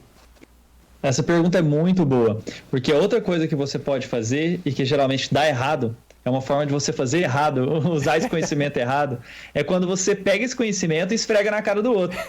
Ou seja, você usa o conhecimento para ser crítico. Você usa o conhecimento para ser desdenhoso. Então isso também não funciona, aí não adianta nada o conhecimento. O que é a ideia? É possível você utilizar isso sozinho no relacionamento e melhorar seu relacionamento? Sim, isso melhora muito o relacionamento. Só você aprender, você dedicar, o outro saber nada disso. Você usa os antídotos e seu relacionamento melhora. Por mais que o outro seja agressivo, que o outro começa com alguma agressividade, você assume responsabilidade e usa empatia. Aí o outro desarma. Se você vai falar com alguém e já não usa o criticismo, você usa do início gentil, você diminui a chance de essa conversa evoluir mal. 90% das conversas terminam como começam. Então, se você sabe começar uma conversa, a chance daquilo evoluir ruim é muito menor. É lógico que é um padrão, é algo que você vai treinando, que você vai fazendo ao longo do tempo, mas isso já é possível transformar muito o seu relacionamento, desde que você não use isso como uma arma para atacar o outro. E é interessante, assim, eu fico refletindo porque eu comecei a observar os sinais. E assim, fica muito claro que comecei assim, eu recebo comentário assim, isso é o criticismo. Eu não vou Parece um superpoder. Né? É mais ou menos isso. Eu começo a conversar com a própria minha mente. E aí eu acho que você tem que tomar cuidado para não irritar a pessoa, porque você demora a responder e você não reage tudo e tal. Por favor, né, Jordano?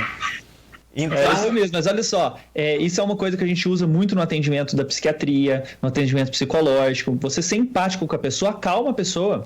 Quantas vezes eu já tive um paciente assim agitado num hospital, às vezes agressivo mesmo com as pessoas, e eu conversando com a pessoa, ela se acalma, sem fazer a medicação. Por quê? Porque ela se sentiu escutada. Eu me lembro de um caso aqui, que estava num corredor, o paciente, eu cheguei lá, estava um monte de médicos só olhando, o paciente amarrado na maca e quebrando as coisas. Né? E conversando com ele, usando da empatia, ele só queria ir no banheiro. Mas as pessoas não escutavam, né? Ele estava crítico porque ele estava muito agressivo, e as pessoas se defendiam, né? E mandavam, eram mais críticos ainda, e a conversa só piorava até ele ficar mais agressivo ainda, fisicamente agressivo. Então, assim, isso tem poder, esse tipo de informação, Vinícius. Você vai notar que isso começa a transformar a forma como você reage e parece igual você está falando, um superpoder, assim. De repente as pessoas deixam de ficar tão nervosas assim com você. E uma coisa assim, eu posso estar usando uma comparação meio esdrúxula, mas eu estou tentando aproximar do nosso dia a dia, embora o relacionamento seja nosso dia a dia. Certo. Você está no trânsito, direção defensiva, te elimina e te evita de vários problemas. Você dominar e saber,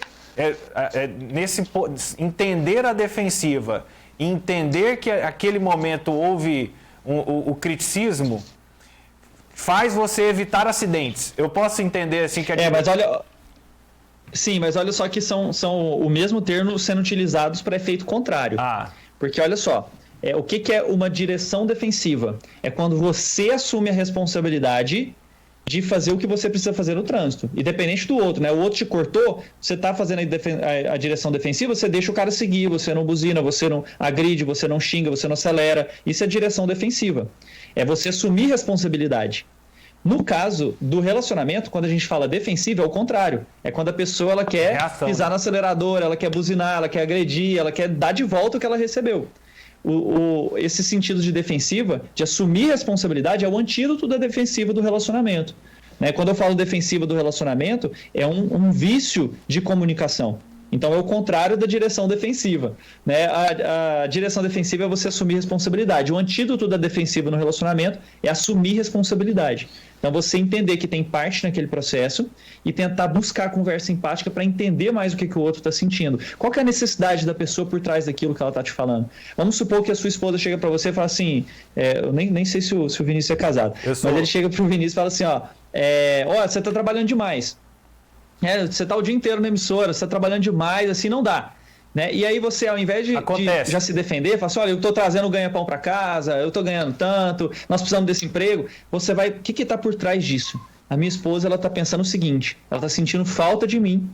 Se ela está sentindo falta de mim, da minha presença, é uma coisa boa. Minha esposa gosta de mim, ela quer o mais perto. Poxa, que coisa legal. E aí você vai falar sobre isso, você vai explorar isso já com uma visão muito menos defensiva, muito menos agressiva do que se você estivesse se defendendo. E é muito mais difícil, e aí nessa linha, é mais difícil para as pessoas falarem direto, né?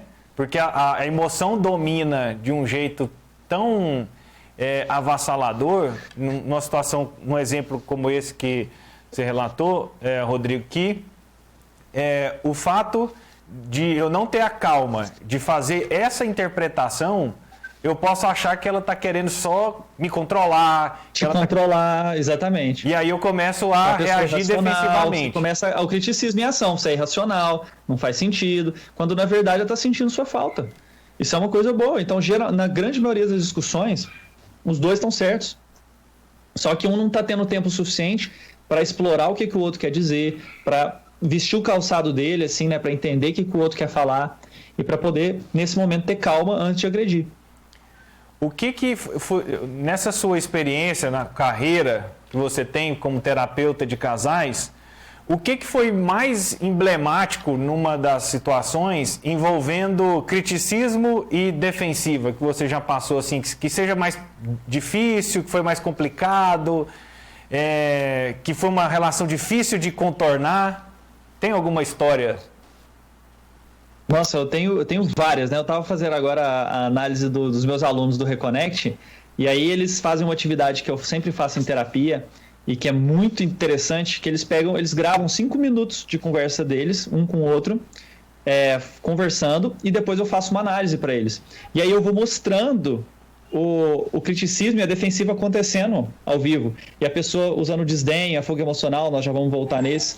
Mas a influência é quando a pessoa toma consciência disso, a diferença que faz na vida dela ver ela fazendo, e o tanto que isso é... Porque ela assistiu a aula, ela ouviu falar, mas ela nunca se viu fazendo aquilo. Então, quando ela grava, ela mesma discutindo com o marido, com a consciência de todos ali que está sendo gravado. E aí, a hora que eu mostro na análise o que eles estão fazendo, eles percebem o padrão, aquilo é um salto, viu, Vinícius? É super interessante. Né? Então, os assuntos são dos mais diversos. Né? Às vezes são coisas, por exemplo, a esposa chegando para o esposo e falando: você não está nem aí para mim, você não me escuta. Isso é o quê? Criticismo. Você está generalizando, você está colocando a culpa no outro, você não está trazendo a sua necessidade positiva. Então, isso é criticismo. Aí o marido começou, esse é um exemplo recente, né, que a gente estava analisando. O marido começou a se defender. Né? Então, ele começa a falar: nossa, mas claro que eu me preocupo, não é isso, é porque você sempre está muito agressiva, contra-ataque. Você que está sempre muito agressiva, muito nervosa, e eu sinto que eu estou pisando em ovos. Então, a pessoa aí ela começa a contra-atacar. E eles começam a brigar sobre justamente o quanto que um sente falta do outro. Se você for ver, essa é a ironia máxima de uma briga. Você briga por sentir falta da outra pessoa, ao invés de comunicar isso de uma maneira positiva e realmente se aproximar dela e aproveitar o tempo que vocês estão juntos. Bacana. Ô, Jordana. Agora eu quero saber um negócio. Diga. Se você não me escuta, é uma coisa muito comum entre os relacionamentos. É muito comum, gente. Eu ouço demais isso. Não que eu não escuto, porque eu escuto bastante, tá, gente? Mas sério aqui agora. Você não me escuta. Ok. Como que eu posso dizer isso pro meu parceiro, pra minha parceira, enfim? Como que eu posso dizer isso pra outra pessoa sem que eu esteja a criticando, sem que eu a ofenda, sem que eu esteja atacando ela? 3 passos. Nós falamos do criticismo. Sinto sobre preciso. Então, o que você sente? Hoje, quando eu tentei falar com você hoje na hora do almoço, fui dar minha opinião, não me senti escutada. Então, olha só, quando você fala o que você sentiu, tá tudo certo. Inclusive raiva, você pode sentir raiva. Nossa, hoje eu fiquei com tanta raiva quando a gente foi conversar à tarde, porque naquela hora que você estava mexendo no celular, você estava respondendo algumas coisas do trabalho, e que eu acho que eram bem importantes para você. Só que na minha cabeça ficou passando que você não se importava comigo. Eu não me senti escutada, eu me senti sozinha, como se tivesse ali uma terceira pessoa na relação ali, porque você estava falando comigo e falando no celular, então parecia... a impressão que eu tinha é que o tempo todo eu não conseguia me fazer ouvida. Então você faz assim. Né? E o que você precisa? Eu preciso conversar sobre isso. Né? Quando eu falar com você, o que eu queria? Eu queria que a gente conseguisse deixar tudo que a gente está fazendo, olhasse um para o outro, para eu realmente me sentir escutada. Você acha que é possível? Entendeu? É totalmente diferente de você chegar para ele e falar assim: ó, você não presta atenção em mim, você nunca me escuta, você fica mexendo no celular o tempo todo, com quem que você está falando? Essa pessoa deve ser mais importante que eu. Entendeu? Que é muito mais tóxico e que a tendência natural da pessoa é se defender quando você trata dessa forma. Certo. Então é um treino, mas você vê que ali, você usando esse padrão, você vai cada vez mais aumentar a proporção de vezes que você fala de uma forma positiva. Certo. E se não sou eu que falo, você não me escuta. Se eu escuto assim, mas você não me escuta. Como que eu, entendendo, escutando isso do meu parceiro, eu posso lidar com essa situação sem entrar na defensiva? Primeiro, controla o seu impulso de responder e falar não, é porque era o trabalho, era importante, era o pessoal da emissora, era o meu chefe. Controla esse impulso, olha para a pessoa, deixa tudo que você está fazendo, se vira para a pessoa. Você tira todos os tipos de cruzamento que você tiver, de braço, de perna, de posição que informe para a pessoa que você não está escutando direito. Olha nos olhos dela e pergunta sobre aquilo. Assim, me fala mais, que horas que você sentiu isso? Agora que você estava no celular o tempo todo aí falando... Aí você repete para a pessoa. Você fala assim: então, agora quando eu estava mexendo no celular falando com o meu chefe, você sentiu que é como se eu não estivesse te escutando, porque eu nem estava olhando para você. E aí ficou passando na sua cabeça que eu nem dou atenção para o que você precisa. É isso? Entendeu? Então, essa é a conversa empática. Você repete para a pessoa, olhando para ela, comunica com ela e vê se é isso mesmo. como ela vai estar brava, às vezes ela vai repetir várias vezes, e você vai repetindo sem se defender. Então você sentiu que isso acontece frequentemente. Não, parece que várias vezes quando eu estou mexendo no celular você se sente assim, e você vai explorando, sem concordar ou discordar. Quando a pessoa sentir que conseguiu, você entendeu bem o que ela disse, você vai validar. A gente pode falar um dia só sobre isso também, viu? Anota aí, viu, Vinícius? Vou anotar. Mas você valida, que é você chegar e falar para ela assim, nossa, eu acho que se realmente eu tivesse uma necessidade igual você, e você estivesse mexendo no celular o tempo todo, eu também teria me sentido assim. Entendeu? Então, o fato do que você estava mexendo no celular não tem importância nenhuma na conversa. O que é importante é o que a pessoa precisa agora. E aí você precisa entender primeiro, sentir que ela foi escutada, para depois você validar, e aí sim vocês vão ter dado um passo em ter entendido um ao outro. Tôndolo? Que é isso? Agora eu já fiquei aqui assim, já com a cabeça longe. Pena que o tempo passa. Como é que é, Jordana? Eu falei, com certeza, eu tentei ser rápida aqui, olhei no relógio e falei, tem mais uma, mas deu tudo certo. Não, sempre tem. Aqui a gente vai se ajustando, vai se adaptando e tal, não tem erro. O objetivo é que quem está nos acompanhando comece a observar os sinais. E é incrível. Nós já estamos há 3 semanas com o Dr. Rodrigo. E é indo para a 4ª, né? Essa é a 4ª, né? Que foi de relacionamento, aí padrões destrutivos. É verdade, hoje é a 4ª semana, olha só. 4ª semana. Então, assim, os sinais são fantásticos. Ainda mais agora em quarentena, que a gente fica em excesso de tempo, de contato em casa e tal. Então, assim, se torna uma estratégia, assim, é uma coisa cinematográfica, eu posso dizer. A gente começa a observar, assim, parece que você está vendo... Sabe aquele filme do X-Men? Que é aquele que bota a musiquinha e começa a fazer as coisas devagarzinho. O Mercúrio, justamente. Apocalipse. Justamente. Você parece que enxerga as coisas assim em slow motion. Os sinais, assim, ó, em câmera lenta. É um negócio incrível. Qual vai ser o próximo tema da semana? Da semana que vem? O próximo é o desdenho. Desdenho. É o terceiro cavaleiro do Apocalipse. E é o que está mais relacionado com o divórcio, viu, Vinícius? É o fator isolado mais associado com o divórcio. Então esse é o tema do nosso próximo encontro, segunda-feira, nesse mesmo horário, a gente vai falar sobre o terceiro cavaleiro do Apocalipse. Obrigado, doutor Rodrigo, pela presença. Grande abraço. Se alguém quiser saber mais, durante toda a semana eu vou estar fazendo lives no meu Instagram. Então, só me seguir no Rodrigo Scalia para poder saber mais sobre isso. Então, ó, fica a dica para você que está acompanhando aqui, ó, o Instagram, Rodrigo Scalia, o @ Rodrigo Scalia. Então, semana... Isso, todos os dias às 9 horas eu estarei online. 9 da noite. Isso, às 9 da noite. Então, beleza, ó, dica maravilhosa para você que está nos acompanhando. Jordana, obrigado pela presença e até amanhã. Até amanhã, Vinícius. Até amanhã também para quem está nos acompanhando aqui na Sagres TV e também na Rádio Sagres 730. Grande abraço para todo mundo. Tchau, pessoal. A gente vai para uma rápida parada. Na sequência, tem mais Tom Maior aqui para você. Tom Maior. Tom Maior. Na dúvida, não compartilhe. Urgente! O Brasil não tem mais notícias falsas. Por mais interessante que seja o título da notícia, não dá para confiar só nele antes de compartilhar o conteúdo. A gente precisa ler tudo, checar as informações e só aí passar a reportagem ou o post adiante. Isso porque as pessoas que fazem notícias falsas costumam criar manchetes apelativas. A ideia é justamente chamar a nossa atenção e fazer com que os mais apressados repassem a informação sem ler o texto até o final. E elas são muito boas nisso. Então, precisamos ficar atentos. Muito cuidado na hora de repassar conteúdos. Não faça parte da corrente da desinformação. Você é responsável pelo que compartilha. Tom Maior. Tom Maior. Estamos de volta aqui no nosso Tom Maior, no Sistema Sagres, na Sagres TV, na Rádio Sagres e também no nosso Sagres Online. Informações positivas e novas perspectivas de um mesmo fato. E nesse bloco, tradicionalmente, nós temos Natália Freitas. E hoje, de um jeito diferente, especial, home office. Seja bem-vinda, Natália.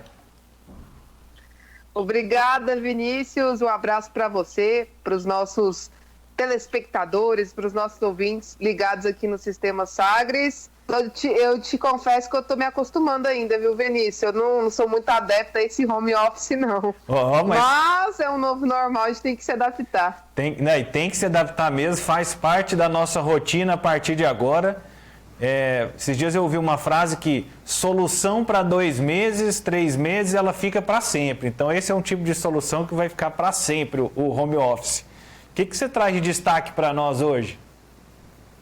Então, Vinícius, uma entrevista que chamou muito a minha atenção, né, na última semana, é do volante Moacir, né, ele que já jogou no Sport, jogou no Corinthians e hoje defende o Atlético Goianiense. Direto, Vinícius, ele se manifesta em relação ao racismo, né? Essa luta contra o racismo, ele é um dos principais jogadores ativos nesta questão. E por conta dessa manifestação que a gente teve nas últimas semanas, por conta do George Floyd, do Miguel, do João, tivemos muitas manifestações não só no Brasil, mas nos Estados Unidos e no mundo inteiro. E eu tive a oportunidade de conversar com o Moacir, né, por videoconferência, nesse novo normal, né, através da internet, perguntei para ele se ele já sofreu algum tipo de preconceito na profissão dele, né, dentro do futebol, como que ele vê essa questão das manifestações e também se ele acha que os jogadores deveriam se posicionar mais contra o racismo. É muito fácil falar sobre o racismo só no 20 de novembro, na consciência negra.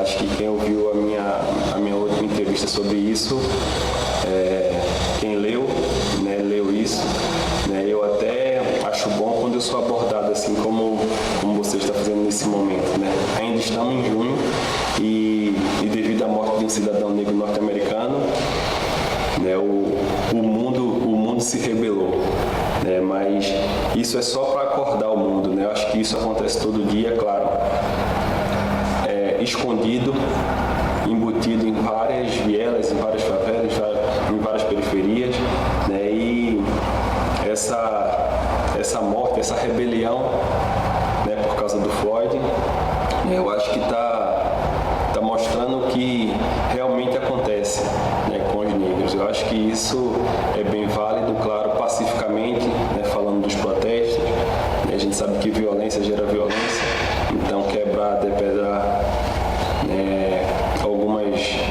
em algumas cidades aconteceram isso, né, eu sou contra isso, mas sou muito a favor do protesto, né, e para mim assim não é novidade, né, respondendo diretamente a sua pergunta, né, eu vejo isso, eu prego isso na minha casa porque eu sou pai de filhos negros, sou filho de pais negros, então é uma coisa que na minha casa é um assunto que é bem falado, né, eu tento preparar meus filhos para N situações, falo de N situações, né, e isso, eu não posso dizer que uma morte aconteceu na hora certa, que não tem hora certa para isso, né? Mas o George Floyd revolucionou o mundo, infelizmente, né, ele teve que perder a vida para isso acontecer, né?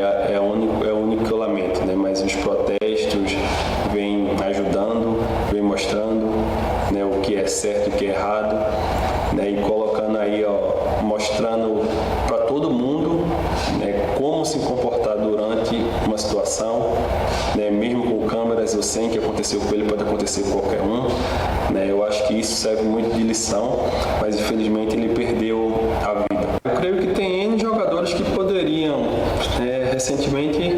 recentemente eu vi o Tietê bem ativo, né, em meio a protestos, em redes sociais, né, é um amigo que eu tenho particular, e ele bem ativo junto com o Zé Roberto, mas assim, parte muito de só jogadores negros, né, que para nós fica fácil, porque se defender, ou seja, defender a nossa raça, né, isso para nós é fácil. Tem outros N jogadores, né, mesmo negros, brancos, tá, eu acho que deveria ter mais empatia, né, só ter dó no momento que acontece o ato, né, fica muito, vamos dizer, fácil também, né? Eu falo muito em ter essa luta e ter essa briga o ano todo, não esperar acontecer casos, né? Como já foi aí do João, como foi do Fode, como foi do Amarildo, entre outros aí. A gente todo ano espera um caso assim muito devastador para ter protesto, para ter reuniões, com governadores, com as autoridades, né? Eu acho que não devemos esperar essas situações acontecer para protestar, para poder falar sobre isso. Como eu falei a Natália, a gente espera até novembro para falar da consciência negra. E se a gente todo ano ficar esperando até novembro, né, cada ano vai ter mais negros no Brasil, um país onde a maioria é da raça negra.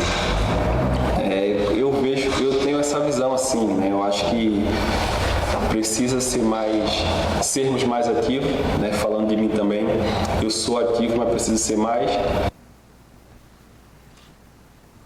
Tá aí então, Moacir. Recentemente a gente trouxe a palavra do Kozlinski, Vinícius, que também defende o Atlético Goianiense e que é um jogador branco, né? E agora um jogador negro que vive isso na pele, né? E é importante, o Moacir, ele é muito esclarecido, muito consciente, sempre traz boas declarações. Algumas coisas me chamaram a atenção na fala dele.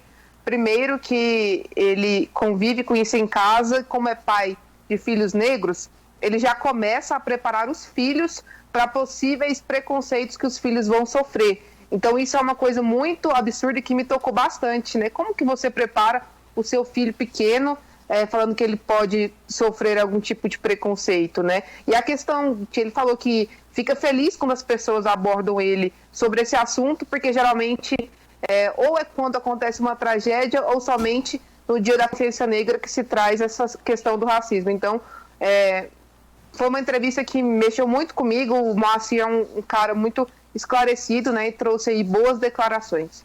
Nath, até em cima dessa comoção, o que mais você percebe assim na fala do Moacir que poderia repercutir e reverberar, vamos dizer assim, para o mundo do futebol? O fato, Vinícius, de que ele destacou que sente falta de alguns atletas se posicionarem. Tem muita gente que poderia se posicionar. A gente fala direto de como o futebol tem influência na vida das pessoas, né? O futebol é o esporte mais popular, principalmente aqui no Brasil, e muitas crianças têm jogadores como ídolos, né? Então ele fala que sente falta de jogadores brancos se posicionarem, porque para o jogador negro é fácil ele se defender, mas e o branco, né? Na hora de se posicionar, na hora de defender, né, um companheiro. Então isso, eu acho que foi uma declaração importante dele falar que sente falta de maior posicionamento dos jogadores de futebol, nesse caso do racismo. E até sobre isso, Vinícius, tivemos nesse final de semana o retorno do Campeonato Espanhol. E ontem o Real Madrid venceu o Eibar por 3-1. O terceiro gol foi do Marcelo, lateral esquerdo do Brasil, que está há muitos anos, mais de 10 anos, no Real Madrid, é com certeza um dos principais jogadores do atual elenco do Real Madrid. E o Marcelo, ao fazer o gol, na comemoração, ele fez esse gesto, né, que refere principalmente ao George Floyd. Foi o gesto mais utilizado por todo mundo durante os protestos, né? Então, a gente vê que isso está reverberando também no futebol. Marcelo jogando aí no maior time do mundo, o time que tem maiores títulos, né, da Liga dos Campeões, e usando toda a representatividade dele para também participar aí desse protesto contra o racismo. E a gente vê, Natália, a gente até conversou outro dia sobre essa questão do racismo no esporte, no futebol, né? O futebol, o esporte, normalmente é uma ferramenta, é um trampolim onde os jovens cidadãos, e eu não vou dizer atleta, os cidadãos negros conseguem se posicionar e conseguir uma vida melhor, vamos dizer assim, né? Porque se fossem seguir por outras plataformas, outras vias, levariam gerações para romper algumas dificuldades, né? Pela falta de oportunidade, pela falta de estrutura, pela falta de condição, pela forma como estão renegados dentro da sociedade. E o futebol, assim, se fosse uma análise de marketing digital, o futebol e o esporte, de uma maneira geral, ele é capaz de furar essas bolhas e de dar essa condição. Porque quando você pega um jogador igual o Marcelo, ele se torna não só a prosperidade dele, não só melhora a vida dele, mas de várias pessoas da família. E isso acontece com inúmeros jogadores, né, que não conseguiriam ter uma capacidade de consumo, de compra, financeira mesmo, de estrutura financeira, se fosse atuar como qualquer outro profissional. Então, o futebol... E o Moacir... Pode falar, Natália. O Moacir destacou uma situação importante, né, de que a maioria do nosso país é negra, né? E se a gente fizer, assim, uma lembrança próxima, rápida, se você pensar aí rapidamente, o principal jogador do mundo, negro, foi o Pelé.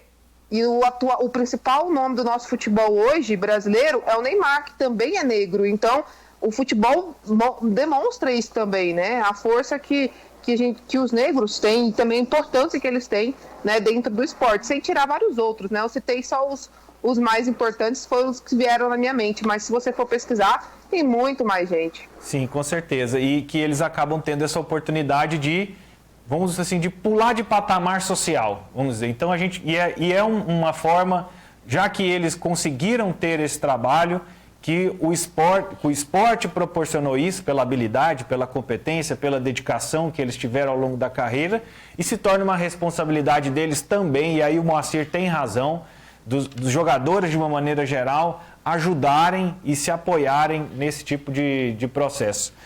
Nath, valeu pela sua participação aqui no nosso programa, juízo e fique em casa. Pode deixar, Vinícius, um abraço para você, para todo mundo que nos acompanhou. Vou te deixar aí novamente em boa companhia. Nosso Johan Germano já está chegando. Então, bom programa para vocês dois e até amanhã. Até amanhã, Nath. Muito obrigado. A gente vai para uma rápida parada e aí tem Johan Germano com os destaques aqui no Tom Maior. Maior. Tom Maior. Futuro. A Fundação Procerrado, para mim, ela abriu portas, foi meu primeiro emprego. Hoje, fiz faculdade, eu tenho minha casa, eu tenho minha família, né, meu esposo. E a Fundação fez parte disso na minha vida. A Fundação Procerrado reconhece com gratidão a importância de todos que contribuíram com a nossa história. Fundação Procerrado, 25 anos, escrevendo sustentabilidade. Sou técnica em Química e estudo Filosofia em Goiânia. Tenho 19 anos e moro na casa de estudante. Recebo uma bolsa da universidade que utilizo para me manter nessa cidade que escolhi. Sou jovem, negra e lésbica. Meu nome é Ana Cláudia, iguais como você e eu. Campanha pela visibilidade das diferenças no mercado de trabalho, realizada com recursos obtidos em ações ajuizadas pelo Ministério Público do Trabalho. Tom Maior. Tom Maior.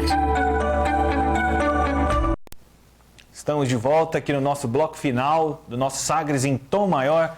Quero aproveitar e mandar um grande abraço para o nosso companheiro Regis, nosso motorista aqui, está nos acompanhando em casa, se cuidando. Mandou um abraço aqui para o Dr. Rodrigo, também para a Jordana Ágata, Natália Freitas, estava acompanhando aqui, mandando mensagem, dizendo que está sempre ligado aqui na Sagres. Olha, Regis, grande abraço para você, viu? Bom, nosso bloco final aqui do programa e chegando Johan Germano. Johan, você já ligou o microfone? Natália te cornetou aqui no intervalo, hein? Já tá ligado, viu, Tôndolo? Graças a Nath, hoje eu não pago esse mico aqui de falar para as paredes, não.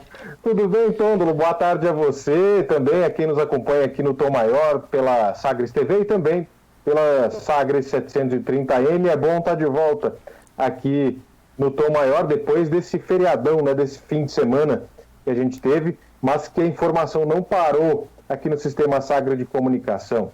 Ô, Johan, queria fazer uma pergunta para você antes dos seus destaques. Carol trouxe no início do programa as 6 atividades que nós deveríamos... o ativismo de sofá, que ela quer dizer. Então, assim, cobrar os representantes, cobrar o Ministério do Meio Ambiente,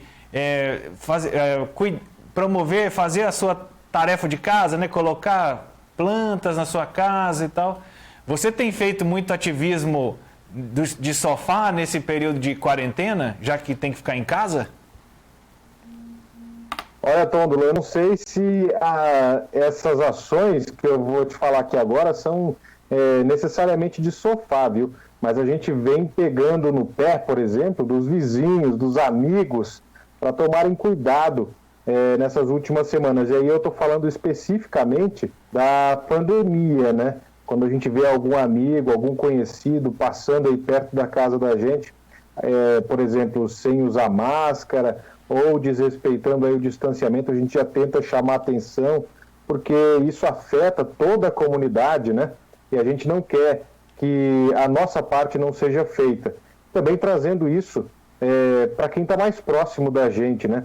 Ainda que não dentro de casa, a gente tenta respeitar aí o isolamento social diariamente, mas a gente cobra. E eu não sei se encaixaria nesse ativismo de sofá. Cobrar sempre. Vai lá, cobra. Cobrar mesmo, tem que ser vale sim, é o ativismo, vale o ativismo. Johan, o que você teve de destaque para nós hoje? Pois é, Tôndolo, e é exatamente sobre a pandemia que eu vou trazer destaque no Tom Maior de hoje. Não é vacina não, né? Destaque positivo. É vacina sim, viu? É vacina? Destaque positivo. Só que é uma vacina, olha só que interessante, em forma de spray nasal contra a Covid. Você já viu aqueles remedinhos para descongestionar o nariz? Pois é, esse aí que você está vendo na tela do Tom Maior. Essa vacina está sendo desenvolvida pela Universidade de São Paulo, a USP. Ela já foi testada contra a hepatite B, com resultados em camundongos, os roedores aí que foram as cobaias, né, dessa vacina. O coordenador da equipe, o médico veterinário Marco Antônio Stefano, da Faculdade de Ciências Farmacêuticas da USP, disse que os testes foram feitos em camundongos e que depois de 15 dias eles estavam imunizados. Esse modelo de imunização foi redirecionado para tentar frear, né, a disseminação do novo coronavírus e em até 3 meses, cientistas pretendem testar essa mesma vacina nasal contra a Covid também em camundongos.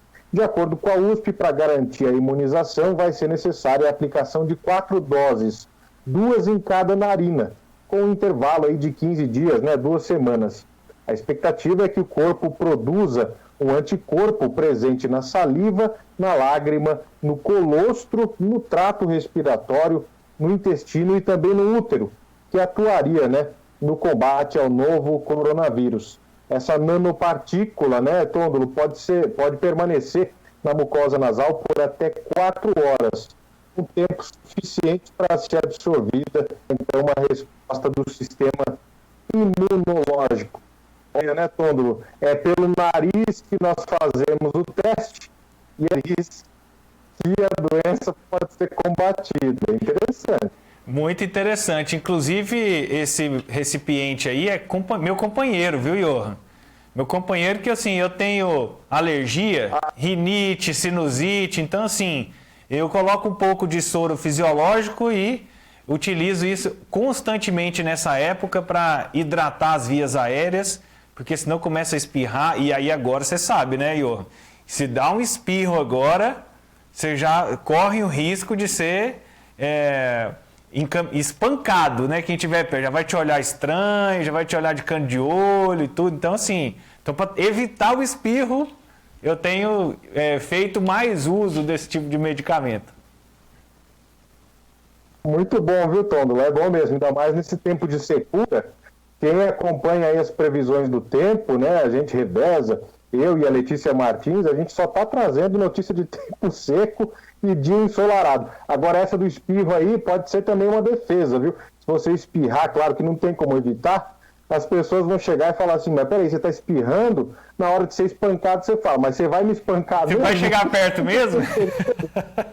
Pois é. Brincadeiras à parte, né, Tôndolo? Tudo isso tem que ser todo cuidado é pouco nesse período de pandemia. A gente espera que esses cuidados não parem por aí e que a gente traga ainda mais boas notícias aqui para o telespectador do Tom Maior. E o seu segundo destaque? Pois é, o segundo destaque, ele é no mínimo curioso. Olha só, imagina voltar ao trabalho depois da pandemia e ganhar do seu patrão mais de R$3.000 em dinheiro. Foi o que aconteceu com funcionários da empresa Kiwis, lá na Nova Zelândia. Segundo o Otago Daily Times, né, o noticiário local, o presidente veio assim, veio assim que a Nova Zelândia anunciou que está livre da Covid-19. E aconteceu na semana passada, né?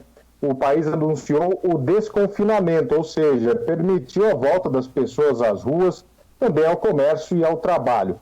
No mesmo dia, a advogada Jane Beck, que administra o escritório de advocacia, deu a cada um dos 14 funcionários $1.000 neozelandeses em dinheiro, pouco mais de R$3.000. A proprietária do escritório de advocacia só deu uma ordem, que o dinheiro seja gasto, passado adiante, né, para compras em pequenas empresas na região, para fortalecer o pequeno comércio. E sugeriu que os funcionários passem um longo fim de semana pagando por acomodação em hotéis, comida em restaurantes locais e atrações turísticas para ajudar a movimentar a economia local novamente. Olha aí, uma recompensa, né, Tôndolo? A gente está falando de um país que já anunciou o fim dessa pandemia, né? E, claro, um estímulo a mais para esses funcionários reforçarem, né, manter vivência daquele comércio local e gastar isso mais precisa, quem também se esforçou, que são os pequenos empresários, durante essa pandemia. Mais um exemplo aí de criatividade de uma empresa que, claro, teve condições aí de fazer isso para os funcionários. Eu espero que o Euler não pegue no meu pé por essa notícia, viu? Daqui a pouco ele vai gritar aqui no meu ouvido aqui e eu vou te dar a resposta, viu, Johan? Nosso tempo acabou, eu vou ter que encerrar a edição de hoje do nosso Tom Maior. Amanhã você volta, Johan, muito obrigado. E nós tínhamos até programado uma música, um material, a gente vai deixar para a próxima semana,